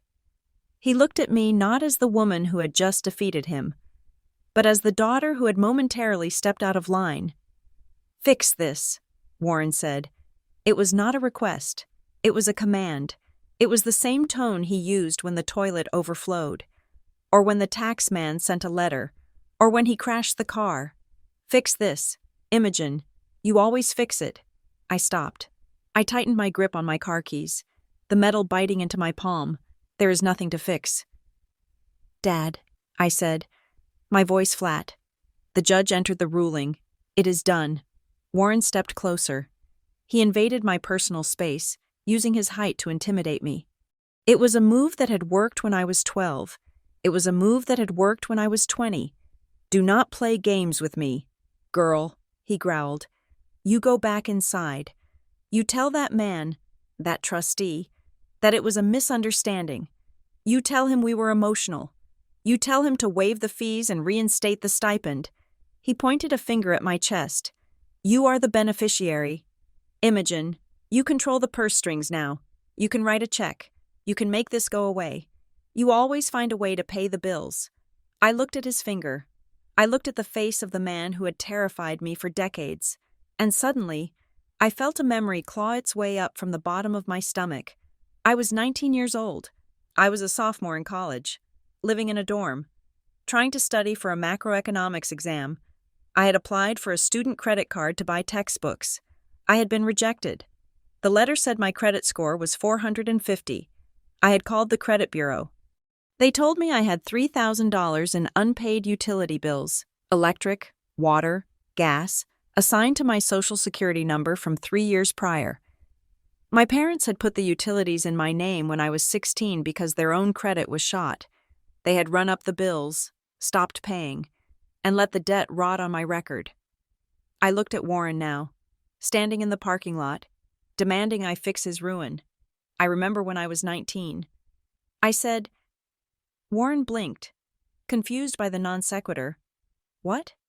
"I remember calling you." I said, my voice quiet but cutting through the wind. "I remember asking why the power company was looking for me. I remember asking why I could not get a loan for books because I was blacklisted as a delinquent." Warren waved his hand dismissively. "That was years ago. Imogen, we did what we had to do to keep the lights on. It was for the family. You told me to fix it then, too." I continued, stepping forward. I did not back down. I stepped into his space. You told me to get a second job. You told me to drop a class so I could work more hours to pay off the debt you put in my name. I looked him dead in the eye. I spent 5 years rebuilding my credit. Dad, I spent 5 years fixing your mistake. And do you know what I learned? I learned that you do not fix a leak by pouring more water into the bucket. You fix it by cutting the pipe. Warren's face turned a mottled shade of red. He was not used to me speaking back. He was used to the silence. He was used to the obedience. Imogen! The voice came from behind him. It was Blythe. My mother came rushing up, her heels clicking frantically on the pavement. She looked like a wreck. Her mascara was running, and her expensive black dress was wrinkled. She pushed past Warren and grabbed my arm. Her grip was tight, desperate. Imogen, please, she sobbed. Don't speak to your father like that. We are a family. We are all we have. She looked up at me, her eyes swimming with tears. We made mistakes. Imogen, we know that. But you cannot let them take everything. $32,000? We will lose the condo. We will be on the street. You cannot do that to your own mother. She squeezed my arm. Remember how I took care of you when you had your surgery? Remember how I sat by your bed? I looked down at her hand clutching my sleeve. I looked at her fingers. She was wearing her diamond cocktail ring. It was a massive, gaudy thing that she had insisted on keeping even when the business failed. On her wrist was a gold tennis bracelet. I looked at her other hand. She was clutching a handbag that retailed for $2,500. I gently, but firmly, pried her fingers off my arm. I remember the surgery. Mom, I said, I remember Dad was at the casino while you were at the hospital. And I remember that I paid the deductible for that surgery 3 years later with my waitressing tips. I pointed to her ring. If you are worried about the judgment, Mom, you can start by selling that. Blythe gasped, clutching her hand to her chest as if I had suggested she cut off a finger. This is a family heirloom. No, I said, it is an asset, and according to the court, you are currently in a liquidity crisis. Blythe recoiled. Looking at Warren, she has turned into a monster. Just then, Sloane came sprinting across the lot. She had been on the phone, likely screaming at her friends or trying to find a lawyer who would take a case on credit. She slammed her phone into her purse and lunged at me. She did not plead like Blythe. She attacked. She grabbed my shoulder and spun me around. You bitch!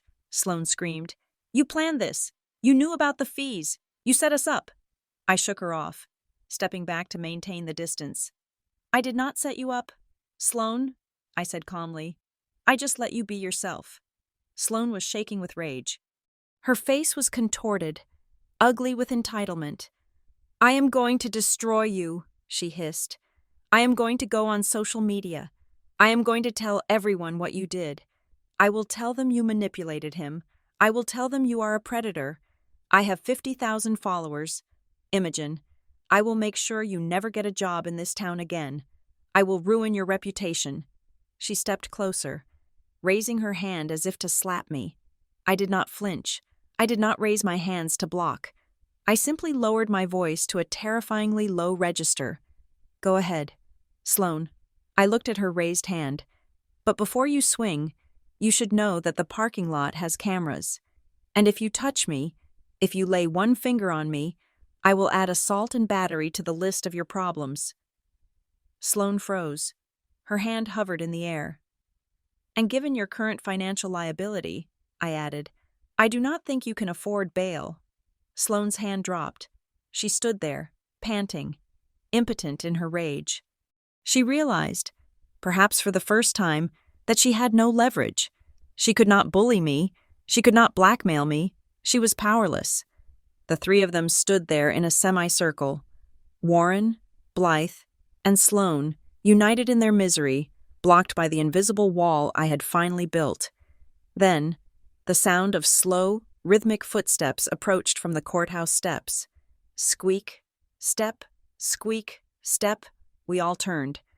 Arthur Penhaligon was walking toward us. He was carrying his battered briefcase in one hand and a single sheet of paper in the other.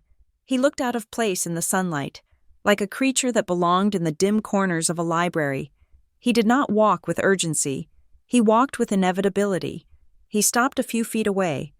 He adjusted his glasses and looked at Warren. "Mr. Griffin," Penhaligon said.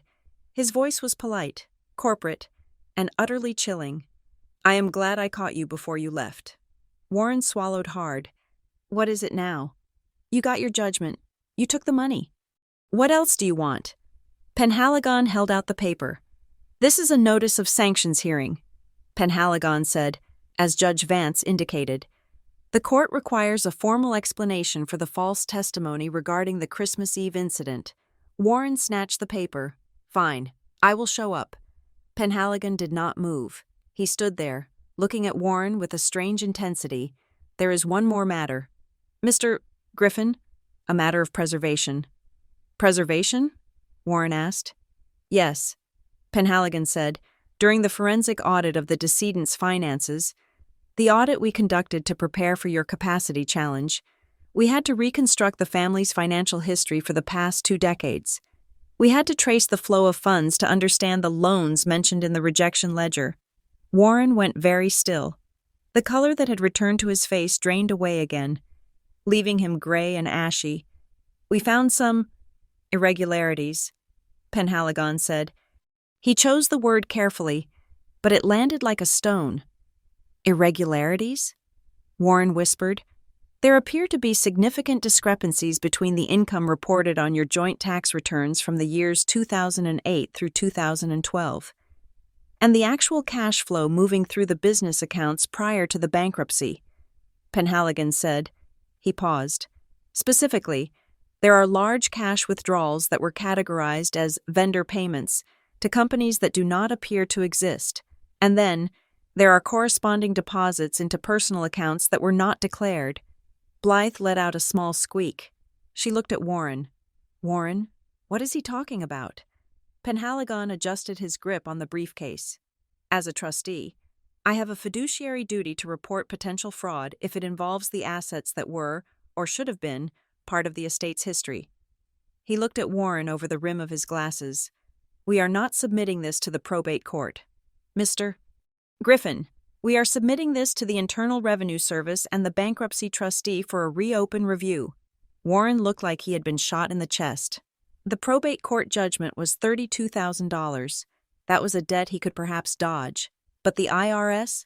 Bankruptcy fraud? That was federal. That was prison. You can't do that." Warren stammered. "That was years ago. The statute of limitations.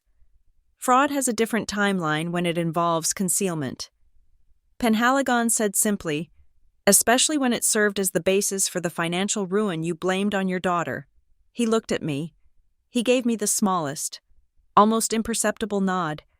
"We just wanted to inform you that a preservation order is in effect. Do not destroy any documents. Mr. Griffin, do not delete any hard drives." Penhaligon turned around and began to walk back toward the courthouse. Squeak, step, squeak, step. Warren stood frozen. He was not looking at me anymore. He was looking at the end of his life. He was looking at the terrifying reality that his past had not just caught up with him. It had been dug up, catalogued, and handed to the authorities by the man he tried to rob. Blythe grabbed his arm. "Warren, what does he mean? What vendor payments?" Warren shook her off. He looked sick. "Shut up. Blythe, just shut up." Sloane looked between them, realizing that the ship was not just sinking, it was on fire. I stepped around them. They did not block my path this time. They shrank away from me. They looked at me with fear. Not the fear of a daughter who might talk back, but the fear of a witness who knew where the bodies were buried. I walked to my Honda. I unlocked the door. The familiar, slightly stale smell of the upholstery welcomed me. It was a cheap car. It was old, but it was mine. It was paid for. I sat in the driver's seat and put the key in the ignition. Warren tapped on the window. He did not bang. He tapped. It was a weak, hesitant sound. I rolled the window down 3 inches. He bent down. He looked old. He looked destroyed. "Imogen." He whispered, "You knew? You knew about the books?" I looked at him. I looked at the man who had called me a leech. I looked at the man who had let me believe I ruined the family for 16 years. I put my hand on the gear shift. I am an auditor. Dad, I said, I have been an auditor for 5 years. Did you really think I wouldn't look? He stared at me, his mouth opening and closing. But why? He asked. Why wait until now? I checked my watch. It was 10:30. Because you made it necessary, I said. I looked at Blythe, clutching her diamonds. I looked at Sloane, clutching her phone. And I looked at Warren, clutching his chest. I'm not your balance sheet anymore. Dad, I said. I rolled up the window. The glass sealed shut, cutting off the sound of his ragged breathing. I put the car in reverse. I backed out of the space, leaving them standing on the asphalt. 3 statues of greed slowly crumbling in the morning sun. I drove out of the lot. I turned right onto the main road. I did not look back. 3 weeks later, the phone rang. It was not the shrill, demanding ring that had haunted my teenage years. The one that usually meant a bill collector was on the line or my father was calling to demand cash. It was a soft, digital chime. I was sitting on the patio of the estate, watching the morning sun hit the leaves of the oak trees. The air was quiet. For the first time in 16 years, the air was actually quiet. I picked up the phone. Ms. Griffin, the voice said. It was Arthur Penhaligon. Mr. Trustee, I replied. I am calling to confirm that the transfer is complete. Penhaligon said. His voice was as dry and unexciting as ever, which I had come to learn was the sound of safety. The assets have been successfully moved into the permanent segregated subtrusts. The real estate title has been recorded. The investment accounts have been secured under the new tax identification number. He paused. The sound of a page turning audible in the background. The structure is locked. Ms. Griffin, it is bulletproof. Thank you. Arthur, I said. There is also the matter of the court's final written order, which arrived on my desk this morning. He continued. Judge Vance has formally denied the motion to dissolve the trust. The no contest clause has been upheld and certified. And the plaintiffs? I asked. Penhaligon let out a breath that might have been a sigh. The judgment for legal fees, $32,400, has been entered. We have already served the garnishment orders to Ms. Sloane Griffin's employer. She still has a job? I asked. For the moment, Penhaligon said. However, given that the judgment exceeds 25% of her disposable income, and considering her existing credit card liabilities which have now surfaced, the situation is precarious. She is currently in a liquidity spiral. I looked out at the garden. I could imagine it. The calls from the bank, the declined transactions at the grocery store, the slow, humiliating suffocation of lifestyle creep hitting a brick wall. Sloane had spent her life believing she was the princess of the story. She was finding out that princesses require funding, and the treasury was closed. And my parents? I asked. Mr. and Mrs. Griffin have been served with the preservation order. Penhaligon said, We have forwarded the forensic audit regarding the historical tax discrepancies to the relevant federal agencies. I believe they have retained a criminal defense attorney. Though I am unsure how they are paying for him, they aren't, I said. They are likely promising him a cut of a settlement that will never exist. Likely, Penhaligon agreed. The sanctions hearing is set for next Tuesday. If they do not appear, a bench warrant will be issued. He paused one last time. Ms. Griffin, my duties regarding the litigation are concluded. You are now the sole beneficiary of the quiet enjoyment clause. The gatekeeper has done his job. Thank you. I said again. I hung up. I sat there for a long time, letting the silence settle around me. It was done. The war was over. There was no ticker tape parade. There were no fireworks. There was just the absence of noise, the absence of fear. I stood up and walked back into the house. It was a big house. Too big for one person, really. But it was not empty. It was filled with the memory of the man who had died in the master bedroom. The man who had spent his final months trying to apologize the only way he knew how. I walked into the study. This had been my father's sanctuary. It smelled of old leather and pipe tobacco. The desk was massive. A slab of mahogany that had intimidated me when I was a child. Now, it was just furniture. On the center of the desk, where Arthur Penhaligon had left it 3 weeks ago, sat the rejection ledger, the black notebook. I walked over to it. I ran my hand over the cracked cover. For so long, I had thought of this book as a weapon. I thought of it as the sword we had used to cut Sloane and my parents out of the will. But as I opened it, turning the pages filled with my father's shaky handwriting, I realized it was not a weapon. It was a mirror. October 14th. She did not call. Christmas Eve. They pounded on the gate. August 3rd. Asked for money again. Said no. They hung up. It was the truth. It was the only thing in this house that had ever been completely true.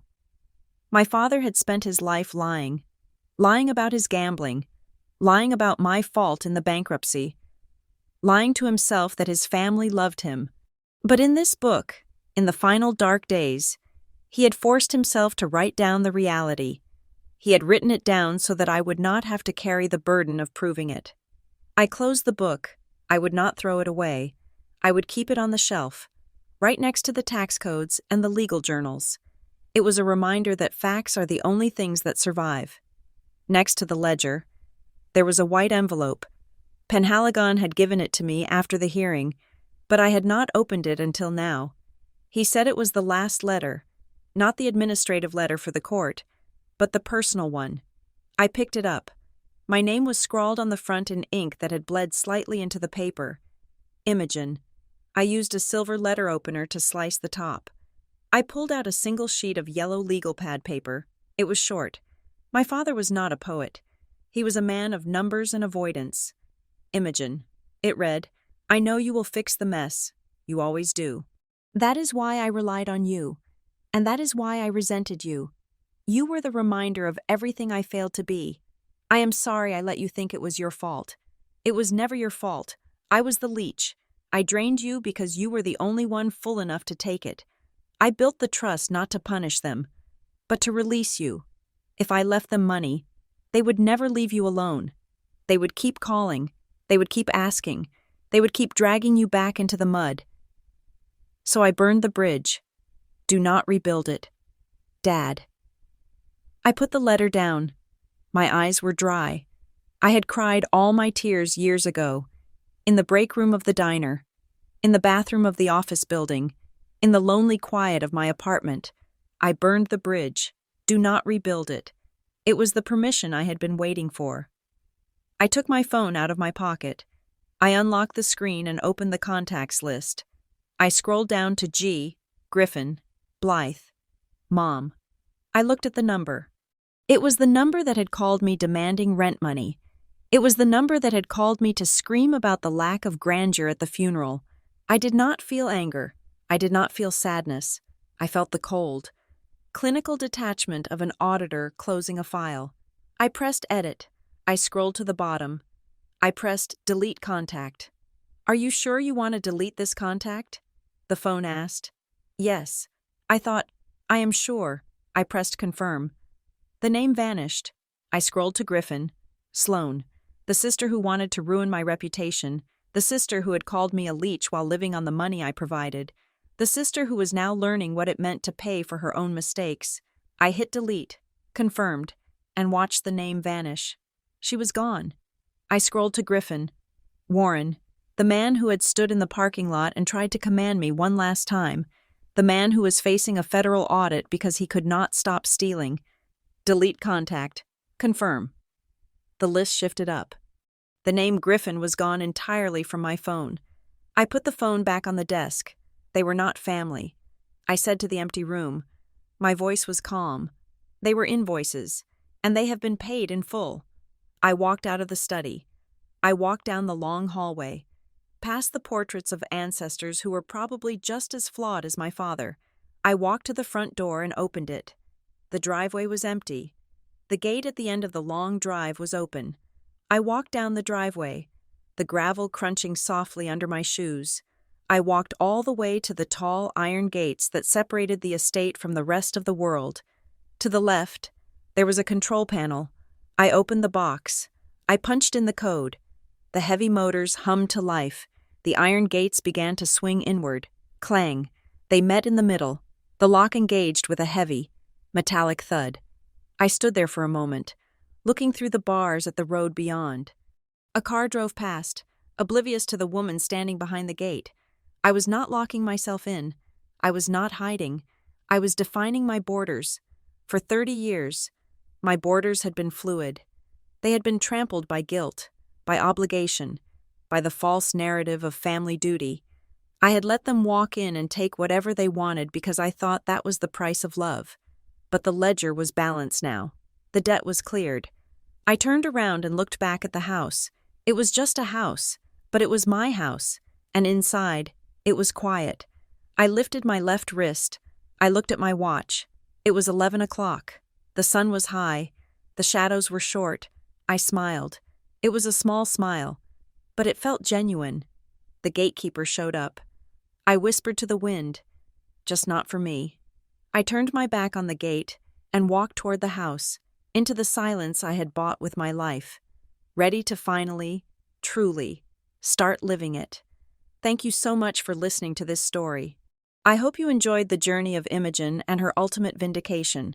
Please comment down below and let me know where you are listening from. I would love to hear your thoughts on the ending. Don't forget to subscribe to the Jane Revenge Stories channel, like this video, and hit that hype button to help this story reach more people. Your support means everything. See you in the next one.